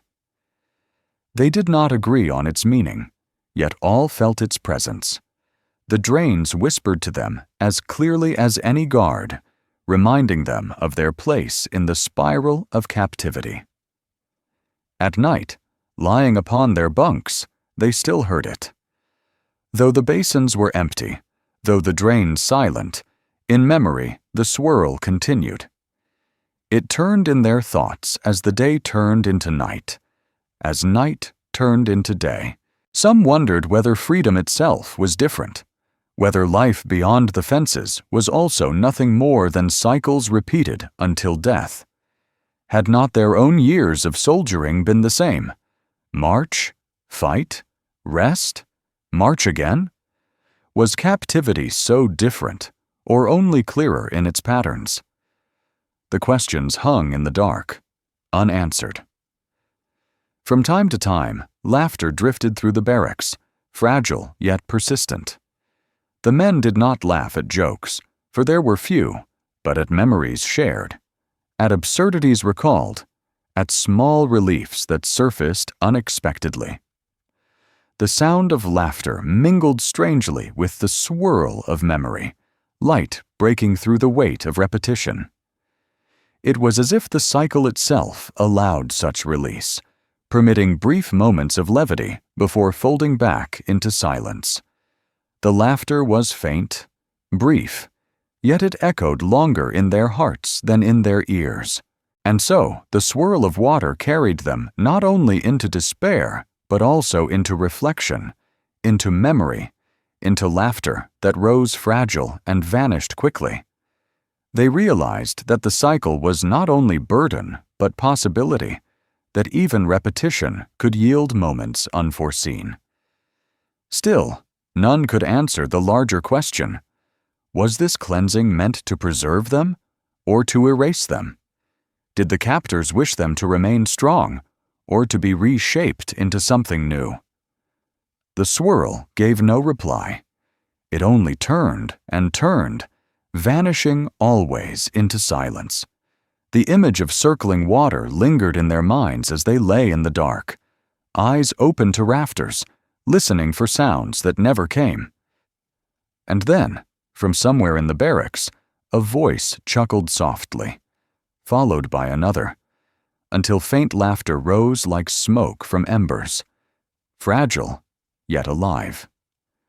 The swirl of water faded into the faint echo of laughter, carrying them onward into another night. The faint laughter drifted upward like smoke, fragile and wavering, curling among the beams of the barracks before dissolving into the silence of night. It startled some of the men, for laughter had become rare, a sound nearly forgotten. Yet it was not mocking, nor loud, but quiet, almost tender, as though drawn out of them by memory rather than by mirth. It was the kind of laughter that comes when one remembers something distant, something too ordinary to survive the fire of war, something almost painful in its sweetness. In the days that followed, the laughter returned, not constant but present, emerging especially after the baths. Men who had marched through mud and filth now found themselves standing clean beside one another, steam rising between them, bodies stripped of uniform and dirt alike. In such moments, the walls of rank and hardness softened. They looked at each other not as soldiers, but as men, with scars, with awkwardness, with shyness. The steam blurred their edges and made them remember that they had once been boys, laughing at the awkwardness of public baths in their youth, laughing when cold water splashed too suddenly, laughing at the ordinary shame of nakedness. The showers brought these memories back with surprising force. One man recalled swimming in rivers during summers of childhood, when the air was warm and the water cold, when laughter had echoed freely against the banks. Another remembered the crowded municipal baths of his city, where men from every walk of life gathered, where voices boomed and jokes were shared, where steam filled the air with warmth not only of water, but of camaraderie. To be in the camp showers now was to feel a faint echo of those scenes, distorted but recognizable. The prisoners laughed softly, not because their present was joyful, but because their bodies remembered the past. For some, the laughter carried pain. A father thought of his children, how he had once bathed them, lifting small bodies into tubs, hearing their giggles as water splashed. The memory pierced him so deeply that his laughter turned into silence, his face hidden from comrades.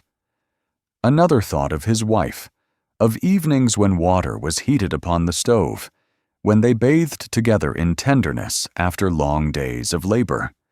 Such memories rose unbidden in the showers, stirred by the scent of soap and the sound of water. To laugh in captivity was thus not only to find relief, but to open wounds of longing. Yet still the laughter persisted. It floated above the sound of water, fragile but undeniable, as though even war and defeat could not entirely erase the instinct to laugh when one is reminded of shared humanity. Some men found themselves comforted by it. They felt less alone, less bound by silence, when they heard voices lightened, even briefly. Others distrusted it, fearing that it revealed weakness, that laughter softened the discipline they still tried to carry within. Yet even those who distrusted it could not help but smile when it arose, for laughter is contagious, slipping past the barriers men build. The showers thus became not only a place of cleansing, but of remembering, of revealing. In steam, men spoke more freely, as though the mist concealed their words from guards, from enemies, from themselves. They shared stories of home, of families, of times before the war. They confessed fears and doubts they would never have uttered in uniform. Steam softened voices as it softened outlines, and laughter punctuated the confessions, rising like bubbles from deep water. It was laughter tinged with sorrow, but it was laughter nonetheless. Some wondered if their captors understood this, if they knew that showers could dissolve more than dirt, that they could dissolve hardness itself. Did the Allies intend such? Was it strategy to remind prisoners of humanity, to weaken them with tenderness? Or was it simply routine, the order of a society that valued hygiene and let the rest follow naturally? The men could not answer. They only knew that laughter, fragile as it was, had returned. At night, after the showers, the barracks seemed lighter. The air carried not only the scent of soap, but also the echo of shared voices, the memory of smiles. Men fell asleep more quickly, their breathing steadier, as though the ritual of cleansing had rinsed also the burden of silence. Yet in dreams, many saw their families, their homes, their lives before. Some woke with tears on their cheeks, tears they did not show by day. Laughter had awakened longing, and longing was a wound that never fully closed. The fragility of laughter made it precious. They knew it could vanish at any moment, silenced by harsh orders, by punishment, by news of defeat. But while it lasted, it gave them something rare. A sense that they were still men, still capable of feeling more than despair. It was like a flame flickering in the dark, small but stubborn, fragile but alive. And then, as quickly as it had risen, laughter would fade. It slipped into silence as steam dispersed, leaving behind only the faint echo of what had been. The men returned to their bunks, their faces calm, their voices hushed. Laughter left no trace upon the walls, no mark upon the straw, yet it lingered in memory, haunting them more gently than the hiss of pipes or the swirl of drains. As night deepened, the camp grew still once more. The air cooled, the stars pressed down unseen, and silence settled heavy upon the barracks. The laughter was gone, yet its absence was almost louder than its presence, as though the air itself missed it. The men lay quietly, eyes closed, thoughts wandering. The stillness felt endless, deeper than before, carrying with it both peace and unease, and so the faint echo of laughter faded into stillness, unresolved, like a candle extinguished but remembered in the dark. The stillness that followed the laughter was deep, so deep it seemed to press against the very walls, filling every space where sound had been. It lay heavy upon the men as they stretched upon their bunks, eyes open to the beams above, or shut against memory. The silence was not emptiness, but a presence, thick and alive, as though the air itself were asking questions. Was the comfort they had received in showers and soap, in the faint rise of laughter, a gift or a trap?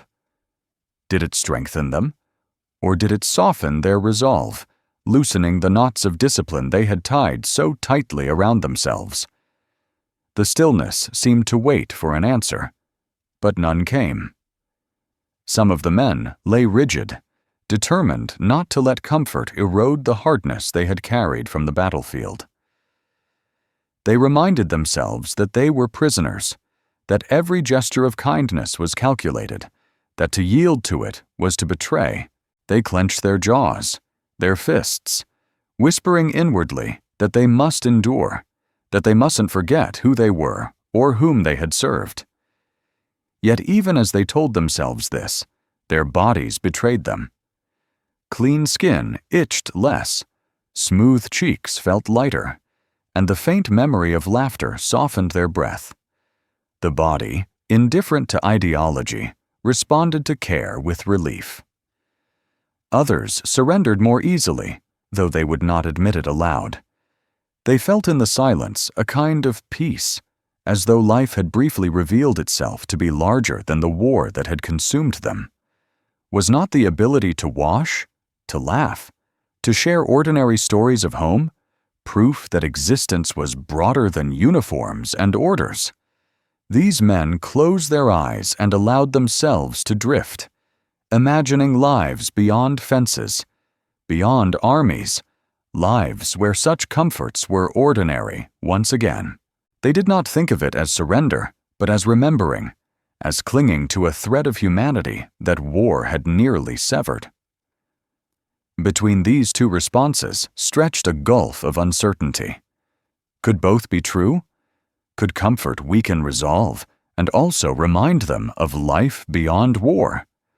Was it possible that the same act carried both meanings, that the same shower could be both trap and mercy, both softening and strengthening? The stillness suggested that truth was not singular but layered, that ambiguity itself was the only certainty left to them. Men turned upon their bunks, restless beneath the weight of such thoughts. The straw rustled, the wood creaked, but the silence did not break. One man whispered into the dark, asking if his comrades thought the enemy offered these comforts to make them forget. Another answered softly that perhaps the enemy offered them simply because they could not imagine life without them. The discussion did not grow. It faded quickly into stillness, for none wished to argue when no conclusion could be reached. And so they lay, each man alone with his own contemplation, yet bound together by the same question. The war had been presented to them as absolute, a conflict of black and white, of strength against weakness, of truth against falsehood. Yet in captivity they discovered shades of gray. Soap that smelled of home was both reminder and wound. Laughter was both healing and dangerous. Cleanliness was both mercy and discipline. The simplicity of battle lines dissolved in the stillness, leaving only uncertainty. Some closed their eyes and saw visions of their families. They imagined children washed and combed, mothers scrubbing clothes upon stones, fathers shaving in kitchens before work. These images did not weaken them, but steadied them, reminding them why they had fought, why they had endured. For them, comfort did not erode loyalty, but sharpened longing. Others, however, felt shame at such visions. They believed that to indulge in thoughts of ordinary life while in the enemy's care was to betray the sacrifices made by comrades still fighting. These men forced themselves to stay awake, to keep the silence sharp, to resist the drift into dream. The stillness did not offer resolution. It lingered like a fog, holding both possibilities at once.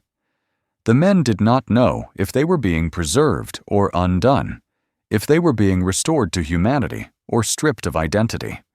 Each man carried his own interpretation, yet none could escape the larger truth. That captivity was not defined only by fences and guards, but also by the ambiguity of kindness. Outside, the wind shifted.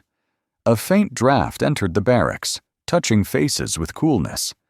The silence deepened further, merging with the night beyond. The men listened to their own breathing, slow and uneven, blending with the faint creaks of the building. No laughter came now, no whisper, only stillness. Yet within that stillness, contemplation stirred endlessly, refusing rest. On one of the windows, a thin veil of condensation gathered, faint at first, then thicker as the night wore on. It blurred the view beyond, turning the darkness outside into a smear of shadow. The prisoners did not notice it at first, but gradually their eyes were drawn to it, for in the stillness every detail became magnified. The glass, once clear, now held a film of moisture, as though the very breath of the men had pressed outward and marked it. That window, blurred and uncertain, seemed a mirror of their own thoughts. Clear vision had been promised to them in war, certainty of cause, clarity of purpose. Now, in captivity, all was obscured, misted over, veiled like the condensation upon the pane. They looked upon it in silence, and the stillness deepened, unresolved. The condensation upon the window thickened as the night deepened, turning the view into a blurred smear of darkness. Shapes outside could no longer be distinguished, and even the faint outline of fences dissolved into mist. The prisoners stared at it in silence, recognizing in that obscurity the state of their own minds. For years, they had been told to see their captors in sharp lines, painted in propaganda as crude, chaotic, without refinement, a people of brute strength without order. Yet the condensation reminded them how vision shifts when circumstances change, how clarity dissolves when reality presses against glass and leaves a veil behind. It was in the showers, in the tiled washrooms, in the gleam of pipes and the flow of hot water, that the old images collapsed. Propaganda had spoken of enemies who lived in disorder, who lacked the discipline of a proud and efficient Germany, and yet here, in the very place of captivity, order surrounded them, an order more consistent, more generous than many had known in their own homes. The propaganda blurred like the view through condensation, its certainties dissolved by the warmth of water and the scent of soap. Men whispered of this at night, cautiously, for to admit doubt aloud was to risk accusation from comrades still clinging tightly to belief. But the thoughts crept in nonetheless. How could their enemy be as crude as described if even prisoners lived in such structures? How could they be weak if they had preserved industry enough to provide warmth and cleanliness not only for themselves, but for those they captured? The condensation upon the window seemed to nod silently, as if saying that sight itself was never simple, that vision was always clouded by what pressed against it. One man, once a teacher, murmured that perhaps they had been children looking at the world through a glass painted by others. Now, in captivity, the glass was wiped away, not with speeches, but with showers, not with slogans, but with soap. Another answered bitterly that they were fools to let such comforts change their minds, that propaganda might have been flawed, but loyalty must remain unbroken. The two did not argue further. The condensation swallowed their voices, and silence returned. During the day, the blurred vision followed them. They recalled posters that had depicted enemies as slovenly, ill-kept, incapable of structure. They contrasted those images with the polished facilities, the steady distribution of supplies, the discipline of guards whose boots struck the ground with measured rhythm. The dissonance troubled them. Some resolved it by claiming that the enemy had shown only a mask, that the order of the camp was deception. Others confessed quietly to themselves that perhaps the mask had been worn not by the enemy, but by their own leaders, who had painted illusions to sustain pride. The condensation became a symbol of this confusion. On mornings when the windows misted, men stood staring at the blurred outside, thinking of blurred certainties, blurred truths. The glass no longer revealed, but concealed, and in that concealment lay the same ambiguity they felt within. Was the enemy's abundance truth or trick? Was their own poverty the result of misfortune or of misrule? Questions pressed against the glass, but the condensation hid their answers. Inside, they turned back to the reality of water and tile, which could not be denied. Pipes hissed with pressure, drains swallowed filth, soap lathered thick and rich. These were not illusions, but tangible, undeniable. Propaganda dissolved like frost upon glass touched by sun. The men realized that belief shaped by words could be undone by the simplest experience of sight, of scent, of touch. A hot shower carried more force than 100 speeches. This recognition was unsettling, for it meant their thoughts were not entirely their own. They were shaped by what surrounded them, as easily as condensation formed upon cold glass when warm breath filled a room. The prisoners realized that captivity was not only fences and patrols, but also influence, subtle and invisible, pressing upon them until their vision blurred. They wondered how long they could resist, or if resistance itself was already crumbling unnoticed. At night, droplets gathered upon the condensation and began to slide slowly downward, leaving streaks behind. The men watched them as they lay upon their bunks, eyes tracing the paths as though they carried meaning. Some saw in them the collapse of old certainties, truths dripping away drop by drop. Others saw only the inevitability of change, the way warmth always altered vision. The droplets slid silently, carrying with them images of propaganda undone, illusions melting against glass. The men did not speak much of it, yet they carried the image inwardly.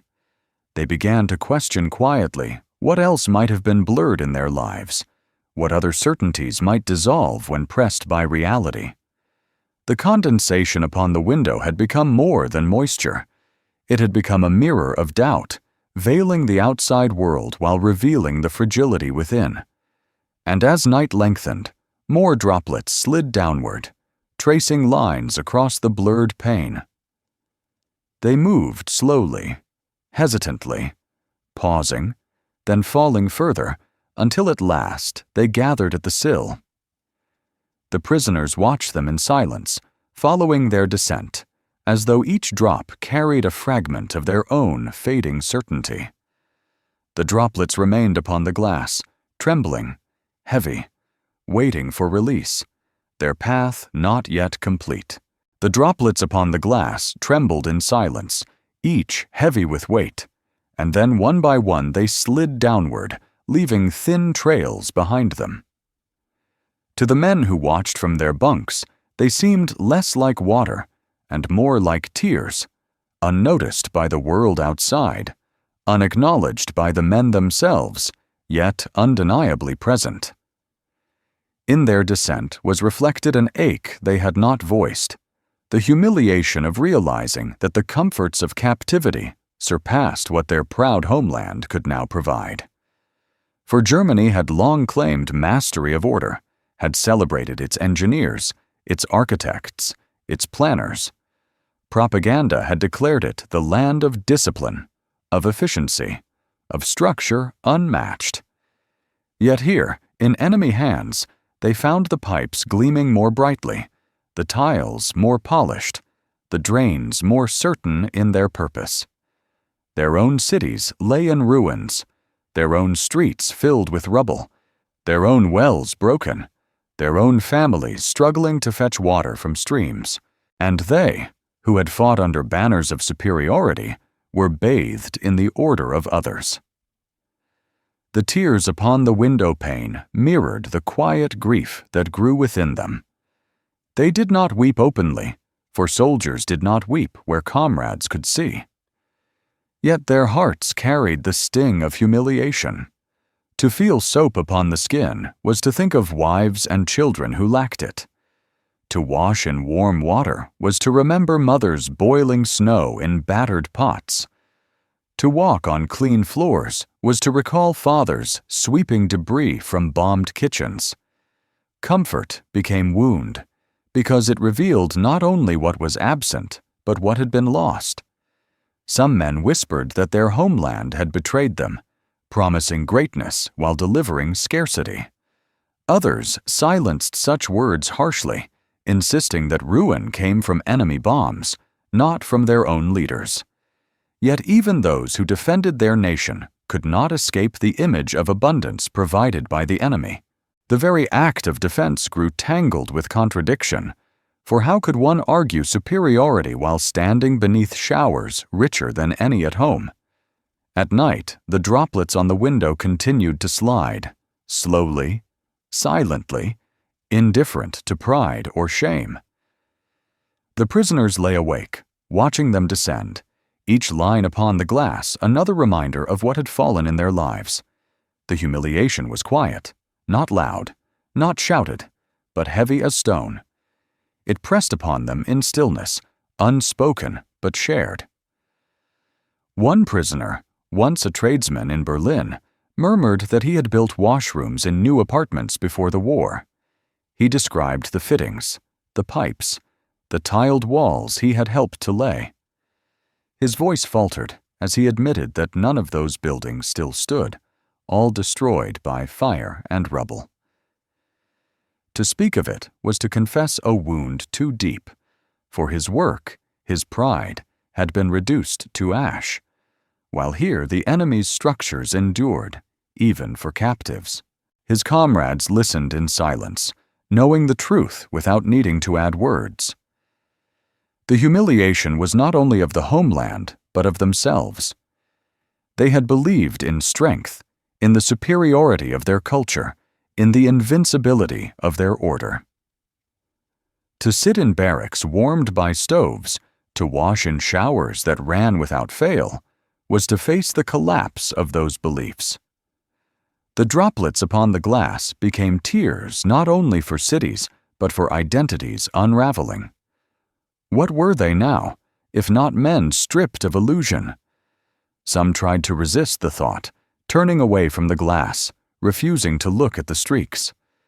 They spoke of endurance, of holding on, of waiting for reversal. Yet even they felt the sting. Their silence was proof enough.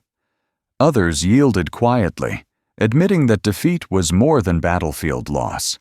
It was the realization that their captor's way of life surpassed their own. This admission was bitter, more bitter than hunger or labor, because it struck at the heart of pride. The barracks grew heavy with this knowledge. Even laughter, when it came, felt tinged with sorrow. The men smiled at small absurdities, yet behind the smile lingered the ache of comparison. Clean skin felt like betrayal, soap like a wound, showers like reminders of failure. And still they obeyed. For what choice was there? To resist would be punished. To refuse would be folly. They cleansed their bodies while their spirits struggled against humiliation. The droplets upon the glass gathered at the sill, trembling before release. Some fell quickly, others lingered, heavy and slow. The men watched them descend, and in their hearts they recognized themselves, held back by pride, weighed down by shame, sliding inevitably toward acceptance. They could not stop the descent any more than they could stop the condensation from forming. Humiliation was as natural as moisture meeting cold glass. And then, as the night deepened, the guards passed outside. Their boots struck the ground with steady rhythm, indifferent to the tears upon the window, indifferent to the prisoners within. The sound was familiar now, constant, like the pipes that hissed unseen. Yet in that moment, the men felt it differently. The boots reminded them that power walked outside, not within, that they were enclosed by walls they could not breach. The sound merged with the drip of condensation, forming a rhythm of inevitability. A tap somewhere in the building was turned shut, the metal handle squealing faintly before silence fell. The sound echoed into the still barracks, final and cold, like the cutting off of thought. The men listened, and the droplets upon the glass quivered, as though waiting for the last descent. The turning of the tap ended with a squeal of metal, and then a silence that felt heavier than sound. Water no longer flowed, its murmur cut short, its warmth withdrawn back into unseen pipes. The prisoners lay in their bunks, listening to the absence, as though the shutting of that valve had sealed something within them too. It was only a small noise, an ordinary act, yet in captivity every detail grew large, and this one revealed something unmistakable. That power need not roar like cannon fire, that it could whisper through pipes, hidden, constant, decisive. They began to think of power differently. In the war, they had measured it by rifles, by tanks, by the thunder of bombers across the night sky. Yet here, behind fences, another measure revealed itself.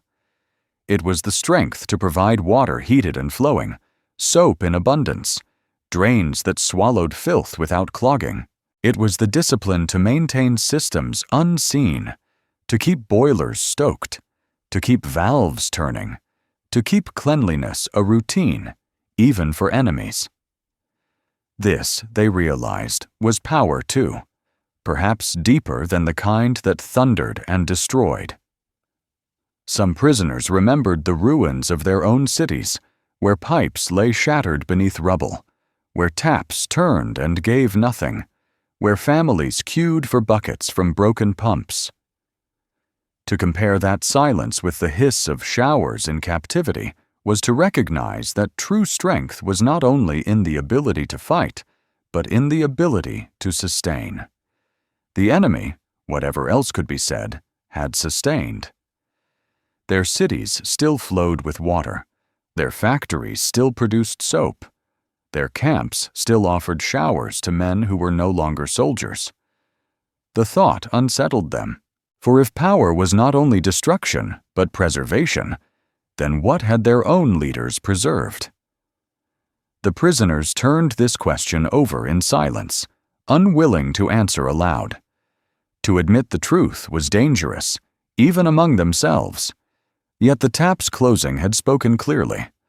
Power lay in control of water, in mastery of order, in the ability to grant or withdraw comfort with the turn of a hand.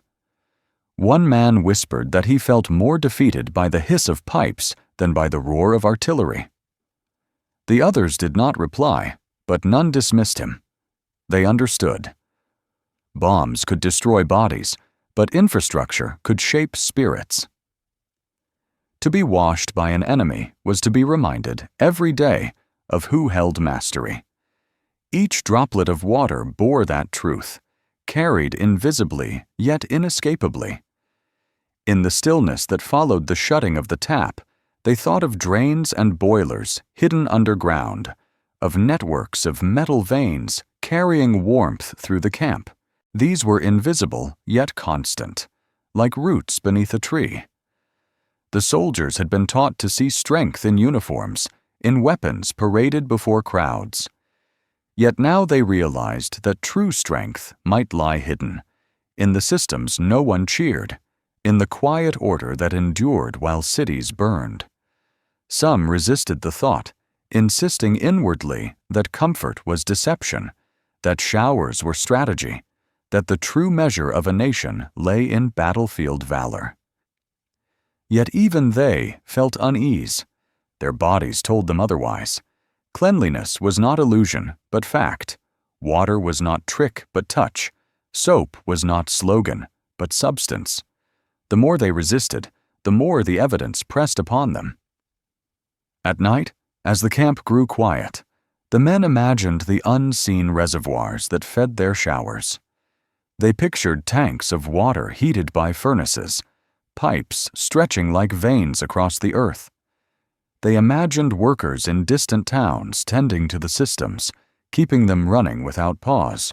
These visions haunted them, for they revealed a strength larger than any army, the strength of society itself, maintained even in war. And so the closing of the tap did not silence thought. It deepened it. The prisoners lay awake, listening to nothing, yet hearing everything. The absence of water became louder than its presence, reminding them that at any moment it could be given or taken away. Their captors needed no threats, no punishments.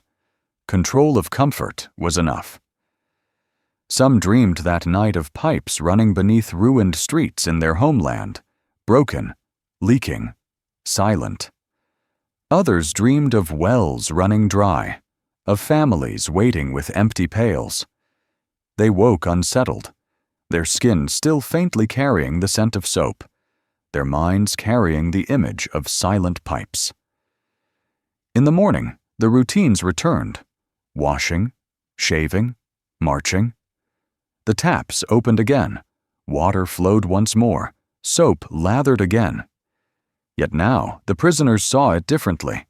They understood that each act was not only ritual, but demonstration. Each drop of water, a quiet reminder of who held power. The showers were not only cleansing, they were symbols, subtle but unrelenting. The day passed, the evening came, and again the taps were turned shut. The prisoners listened once more, hearing in the squeal of metal not only the end of water, but the declaration of control. It was a small sound, yet it carried further than they wished, echoing into thought, into pride, into doubt. And as the night deepened, silence pressed once more, heavier now for what it concealed. Somewhere beneath the ground, water waited, stored, unseen, held in reserve by hands not their own. The prisoners lay still, hearing in that unseen storage the weight of power, the measure of defeat. The water was stored, unseen, waiting, silent.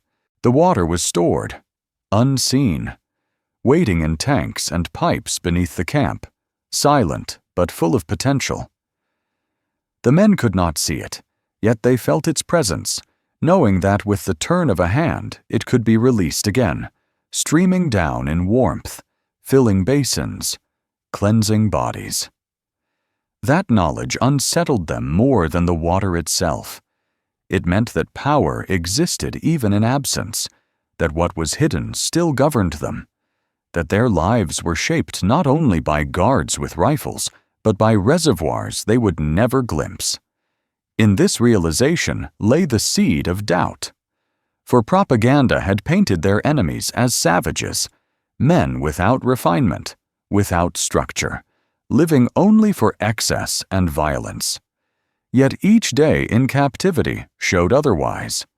To provide showers for prisoners, to store water for their comfort, was not savagery but order. It revealed not chaos but control, not decay but endurance. The men lay awake at night and asked themselves, if this is savagery, then what is civilization? If these are barbarians, why do they live with such abundance while our families scrape for water among ruins? The doubt grew slowly, like cracks in ice, spreading without sound. At first they resisted, clinging to the pride instilled in them. They told themselves the showers were deception, that the enemy only pretended to be generous, that beneath the tiles lay corruption and weakness. But the resistance was thin, for water that flowed freely was not illusion. Soap that lathered thick was not a trick. The very structure of the camp, the plumbing, the boilers, the reservoirs, spoke louder than words. Some men admitted in whispers that they felt as though they had been transported into another world, not another country, not another army, but another kind of existence, where cleanliness was a right even for prisoners, where order was measured not only by marching, but by drains that swallowed filth without overflow. They marveled at this world, though they did not say so loudly, for to admire the enemy was dangerous. Yet within, they could not help but compare. Their homeland had prided itself on progress, yet its progress lay now in rubble. The enemy's world, dismissed as decadent, still flowed with water even into the hands of captives. The doubt spread beyond showers. They began to notice other details: the steady supply of food, plain but sufficient; the clothing issued without holes; the barracks heated against frost. Each small observation added weight to the question pressing upon them: who truly held the strength, and what kind of strength mattered most? Was it the strength to march armies across frontiers, or the strength to keep pipes running in every camp and town? Was it the power to destroy, or the discipline to preserve? These questions gnawed quietly, reshaping how they saw their captors. Guards no longer appeared as faceless enemies. They were men walking steadily, well-fed, with uniforms clean, boots polished, movements practiced. They carried rifles, yes, but they also carried themselves with a kind of assurance born not of bluster, but of stability. The prisoners, watching, wondered whether such assurance came from knowing that behind them stood not only armies, but industries, not only factories, but families untouched by ruin, not only soldiers, but systems that endured. Some resisted the thought bitterly, clinging to hatred. They whispered that all abundance came from theft, from plunder, from exploiting others. Perhaps it was so, yet even they could not escape the impression that whatever the source, the enemy had mastered the art of sustaining it. Their own leaders had promised victory, yet delivered scarcity. Their enemies had promised nothing to them, yet delivered showers and soap. The contrast grew unbearable. One man, once a farmer, said quietly that the earth itself seemed kinder here, for water flowed without ration, and fields beyond the fences looked green. Another, once a machinist, spoke of the precision of valves and fittings, admitting grudgingly that such engineering was beyond what he had seen in his own factories. These admissions were dangerous, yet they slipped out in whispers, carried by doubt, carried by longing. The prisoners felt themselves caught between two worlds, the one they had been taught to believe in, and the one revealed daily in captivity. The first was a world of pride, of discipline, of superiority proclaimed. The second was a world of abundance, of order sustained even in war, of comforts granted without demand. Between these worlds they drifted, uncertain where to place themselves. The stored water beneath the camp became symbol of this. Potential unseen, a strength hidden yet undeniable, waiting to be released at will. At night, they imagined the water humming through pipes deep underground. They heard it in their dreams, a faint vibration like the pulse of the earth itself. It was not a sound of destruction, but of endurance, constant, patient, unseen. Some woke unsettled, feeling that they lived upon a foundation not their own, carried by a strength they could neither claim nor resist. The doubt planted by water did not grow into certainty. It remained unresolved, a question without answer. Yet it shifted their vision subtly, softening hatred, sharpening comparison. They no longer saw their captors as savages. They saw them as people of another world, a world that, for all its strangeness, seemed to function in ways their own had failed. Whether this realization weakened them or preserved them, they did not know. And as they lay in silence, hearing the faint hum of unseen systems beneath the ground, they understood that captivity was not only bars and fences, but also influence flowing invisibly, reshaping thought as surely as water reshaped stone. The hum deepened in their minds, steady, constant, unresolved. The hum beneath the ground did not cease. It was faint, almost imagined, yet the men felt it through the soles of their boots when they marched across the yard, and through the silence of night when all else lay still. It was the pulse of pipes carrying water unseen, the low vibration of boilers keeping reservoirs warm, the living breath of systems hidden beneath earth. To the prisoners, it seemed less like machinery and more like veins of a vast body, carrying lifeblood through unseen channels, sustaining what was above. They began to think of civilization in this way, as something not only visible in streets and buildings, but also hidden in networks, in lines beneath the surface. A rifle was loud, a bomb was thunder, but a pipe was quiet, a drain unnoticed, a hum that endured long after battles ended. Was not true strength measured in such hidden things? A society that could keep water flowing even into its prison camps revealed power not in spectacle, but in constancy. Some remembered their own cities, where the hum had gone silent. In Berlin, Hamburg, Cologne, Dresden, pipes lay shattered beneath rubble, wells poisoned, reservoirs cracked. Families filled buckets from broken fountains, from streams fouled by ash. The hum of life had ceased, replaced by the roar of firestorms, the crash of stone collapsing. To compare those ruins with the steady hum beneath their captors' camps was to feel the ache of contrast. Their homeland had invested in war, in weapons that roared, but here they saw the reward of those who invested also in what endured. The hum spoke of preservation. It whispered that while one nation had poured itself into destruction, another had balanced destruction with care, maintaining the systems that gave life even in times of war.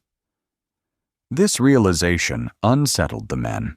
For what use was conquest if one's people lived in ruin, thirsting, scavenging? Was not the greater victory the ability to sustain? The hum beneath their feet seemed to ask this question without words, and the men could not answer. Some resisted fiercely. They told themselves that the hum was no more than machinery, nothing to admire. They insisted that their own homeland would hum again once the war was won, once enemies were cast down. Yet their voices trembled, for within they felt the doubt. Others allowed themselves to listen more openly. They admitted that what they heard was not merely machinery, but the sound of order itself, the sound of a world preserved when theirs had been lost. The prisoners imagined the network stretching outward beyond the camp, across towns, across fields, into cities untouched by ruin. They pictured families turning taps freely, children washed each night, mothers filling kettles without fear. They thought of the vast effort required to maintain such abundance. Workers in factories forging pipes, men in power stations tending boilers, engineers repairing leaks before they grew large. It was a collective discipline, unseen yet constant, as vital as any army. They realized that while they had marched to destroy, their enemies had marched also to maintain. This thought bred unease. Was preservation itself a form of power greater than conquest? Could the hum of pipes be as decisive as the thunder of artillery? The men did not know, yet the question gnawed at them. For they felt in their bones that armies rose and fell, but water must always flow. To interrupt it was to bring disease, hunger, despair. To preserve it was to ensure life. The hum beneath them seemed to carry that truth, a truth they had not been taught. In the barracks, silence often stretched long, yet the hum seemed to fill it, faint but constant. Men lay awake, hearing it like a pulse, steady, indifferent, reminding them of their place. Some felt comfort, for it meant that systems worked, that they would wake to water each morning. Others felt oppression, for it reminded them that their lives depended entirely on unseen forces controlled by their captors. Either way, it could not be ignored. One man, once an engineer, whispered that a society could be measured by how well its hidden systems endured. Roads, rails, pipes, drains. These were the skeleton and veins of nations. Destroy them, and life withered. Preserve them, and life endured. His comrades listened in silence, for they could not deny the truth. Their own homeland's skeleton lay shattered. Their captors remained intact, strong enough to support not only citizens, but also prisoners. The men thought of destruction differently then. They remembered the marches, the bombardments, the burning of villages, the tearing down of bridges. They had once believed these acts of destruction to be victory. But now, in the presence of hidden preservation, destruction seemed emptier, as if it consumed without creating. The hum beneath them whispered of another way, a way they had not been taught, that to preserve was to wield power quietly, invisibly, decisively. At night, the hum grew louder in imagination, merging with dreams. Some dreamt of pipes stretching like roots across the earth, binding towns and camps into one body. Others dreamt of veins pulsing with light instead of water, carrying life through a world unbroken. They woke unsettled, uncertain whether these were dreams of admiration or of fear. For to admire the enemy's systems was to betray pride, yet to deny them was impossible. The hum remained, indifferent to their thoughts, steady as the earth itself. It carried water unseen. It carried doubt unspoken. It carried truths that no one dared to voice aloud. In its constancy lay the reminder that preservation and destruction were not equal, that one built while the other only erased. The men lay awake, listening, suspended between these truths. And then, within the silence of the barracks, a gurgle sounded in the pipes, faint but distinct, as though water shifted deeper underground, restless in its channels. The men turned their heads, listening intently, for the gurgle was unexpected, a sound alive, unsettling, unresolved. The gurgle in the pipes came sudden and faint, a hollow sound rising from deep within the earth, as if the hidden veins of water had shifted restlessly in their channels. The prisoners stirred at the noise, some lifting their heads from straw, others only opening their eyes in the dark. It was not the steady hum they had grown used to, but something irregular, uncertain, like a thought that would not rest. The sound passed quickly, yet its echo remained, settling into their minds and joining with their own unease. For they too were restless, their thoughts circling as uneasily as that gurgle. What would come after captivity? What awaited them beyond the fences when the war at last concluded, whether in victory or in loss? The question haunted them, for none could say what shape the world would take. Some imagined return to homes left intact, to families waiting, to streets where water still ran clear. But most knew such visions were illusions, fragile and unlikely. More real were the memories of ruins glimpsed before capture, of cities reduced to ash, of pipes shattered beneath rubble, of wells silenced. They feared that release would mean return not to life, but to desolation, where water no longer gurgled but stood stagnant in craters, poisoned and still. The thought pressed heavily upon them as they lay in silence. For what use was freedom if it led only to ruins? What use was release if it meant walking again through streets where nothing stood, where taps gave no water, where families had scattered or perished? Some whispered that they dreaded the day of release more than the day of capture, for capture had brought at least certainty, but release promised only uncertainty.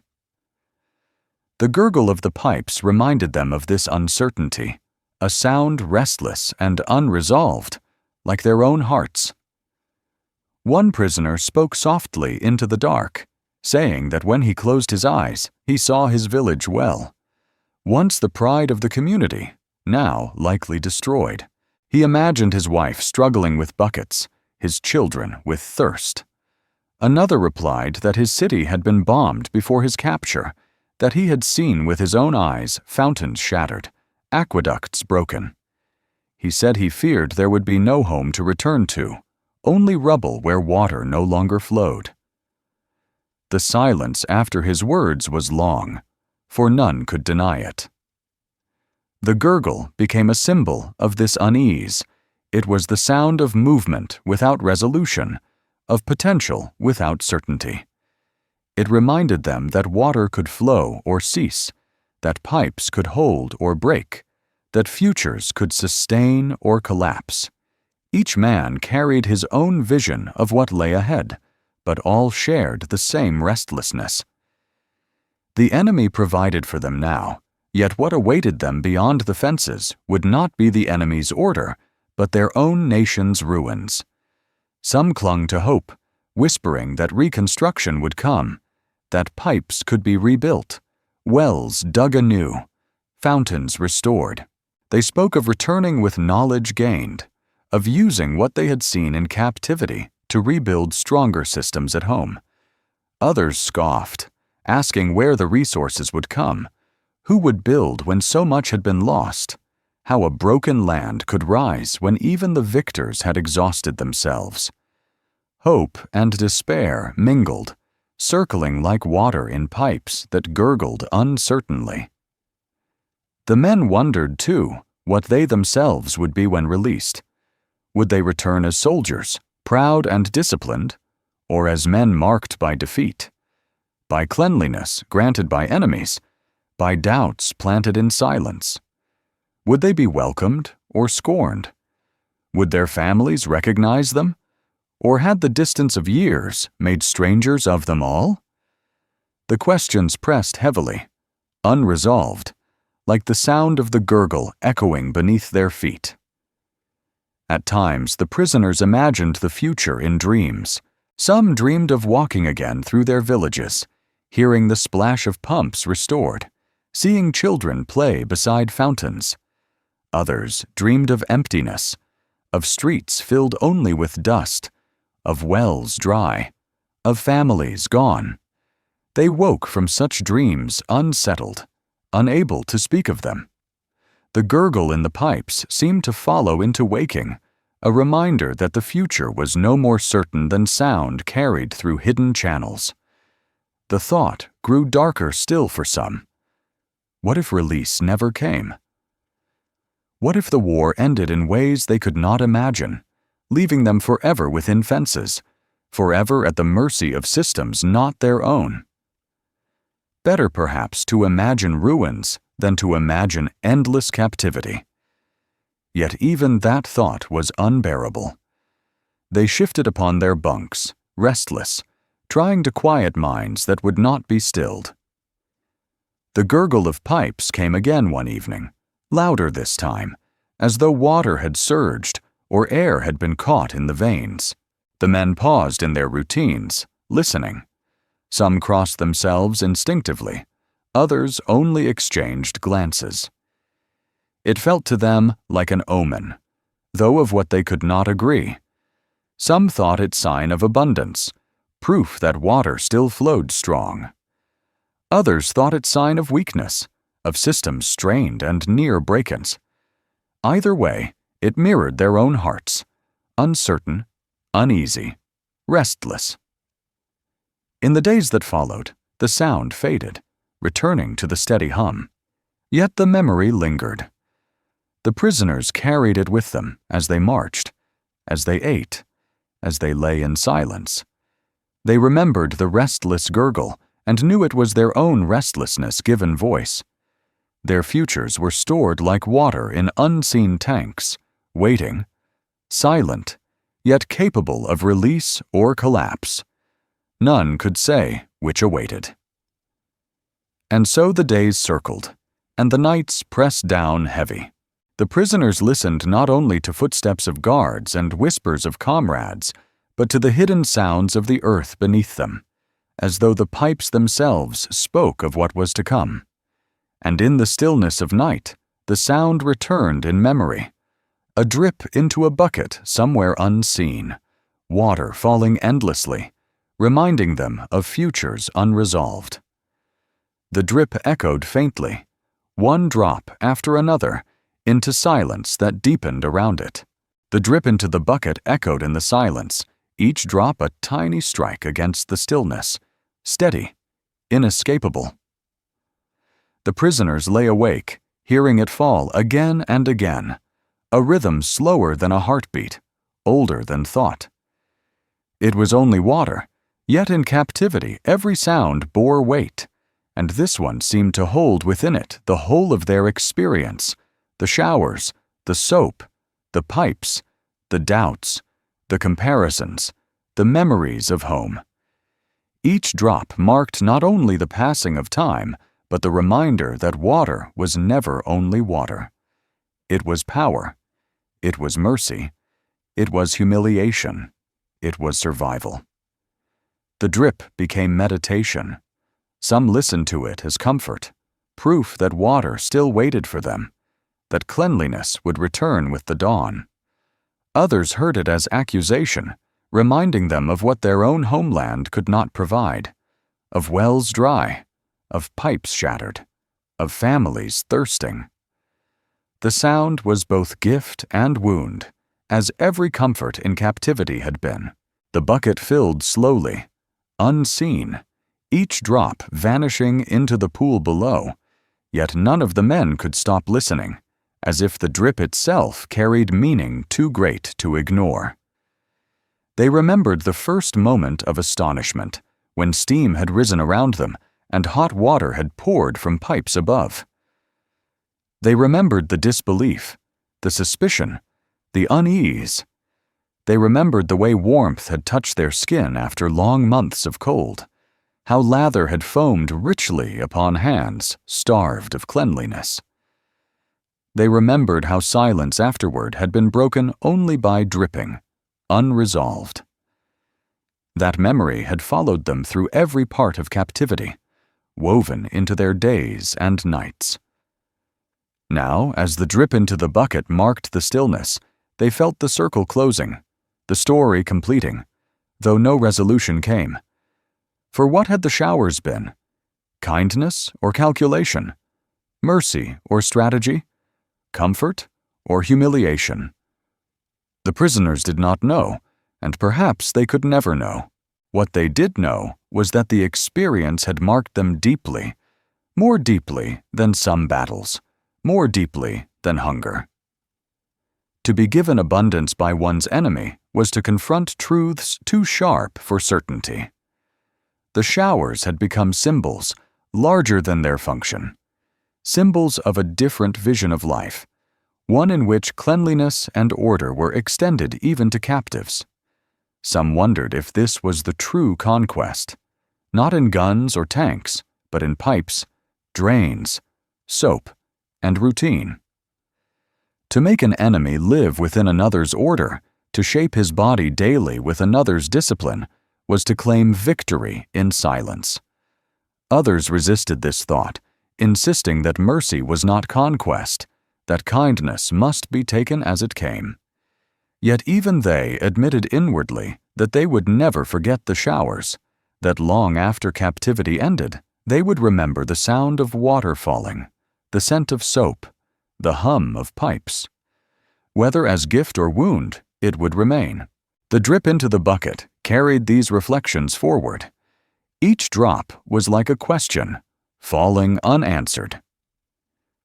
Did the captors give showers to weaken or to preserve? Did they mean to show superiority or simply to live according to their own habits? Were the prisoners softened by comfort or reminded of humanity? Each possibility was true, yet none complete. The drip reminded them that some questions endure without answer, circling endlessly like water swirling down a drain.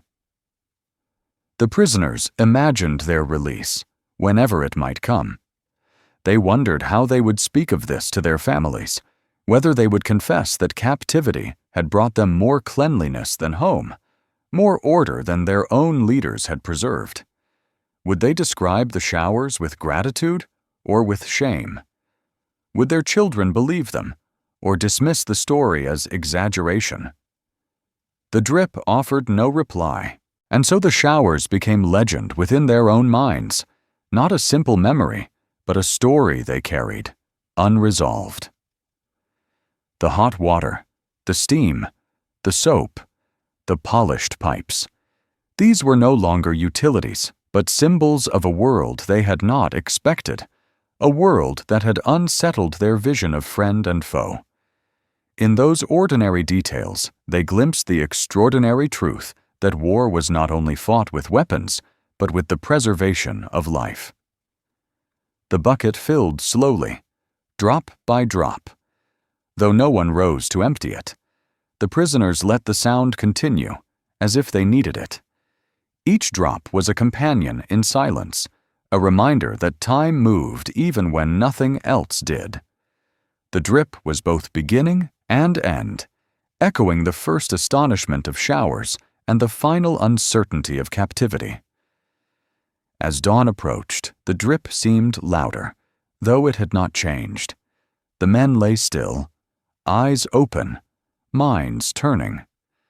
They knew the war would end one day, though they did not know how. They knew they would leave these fences, though they did not know to what.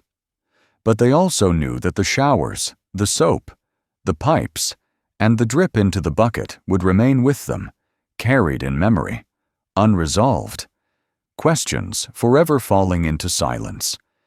And as the night gave way to faint light, one last droplet hung from the tap, trembling, heavy, waiting. It glistened in the dimness, neither fallen nor secure, suspended between release and retention. The men who saw it watched in silence, as though it were the answer they could not name.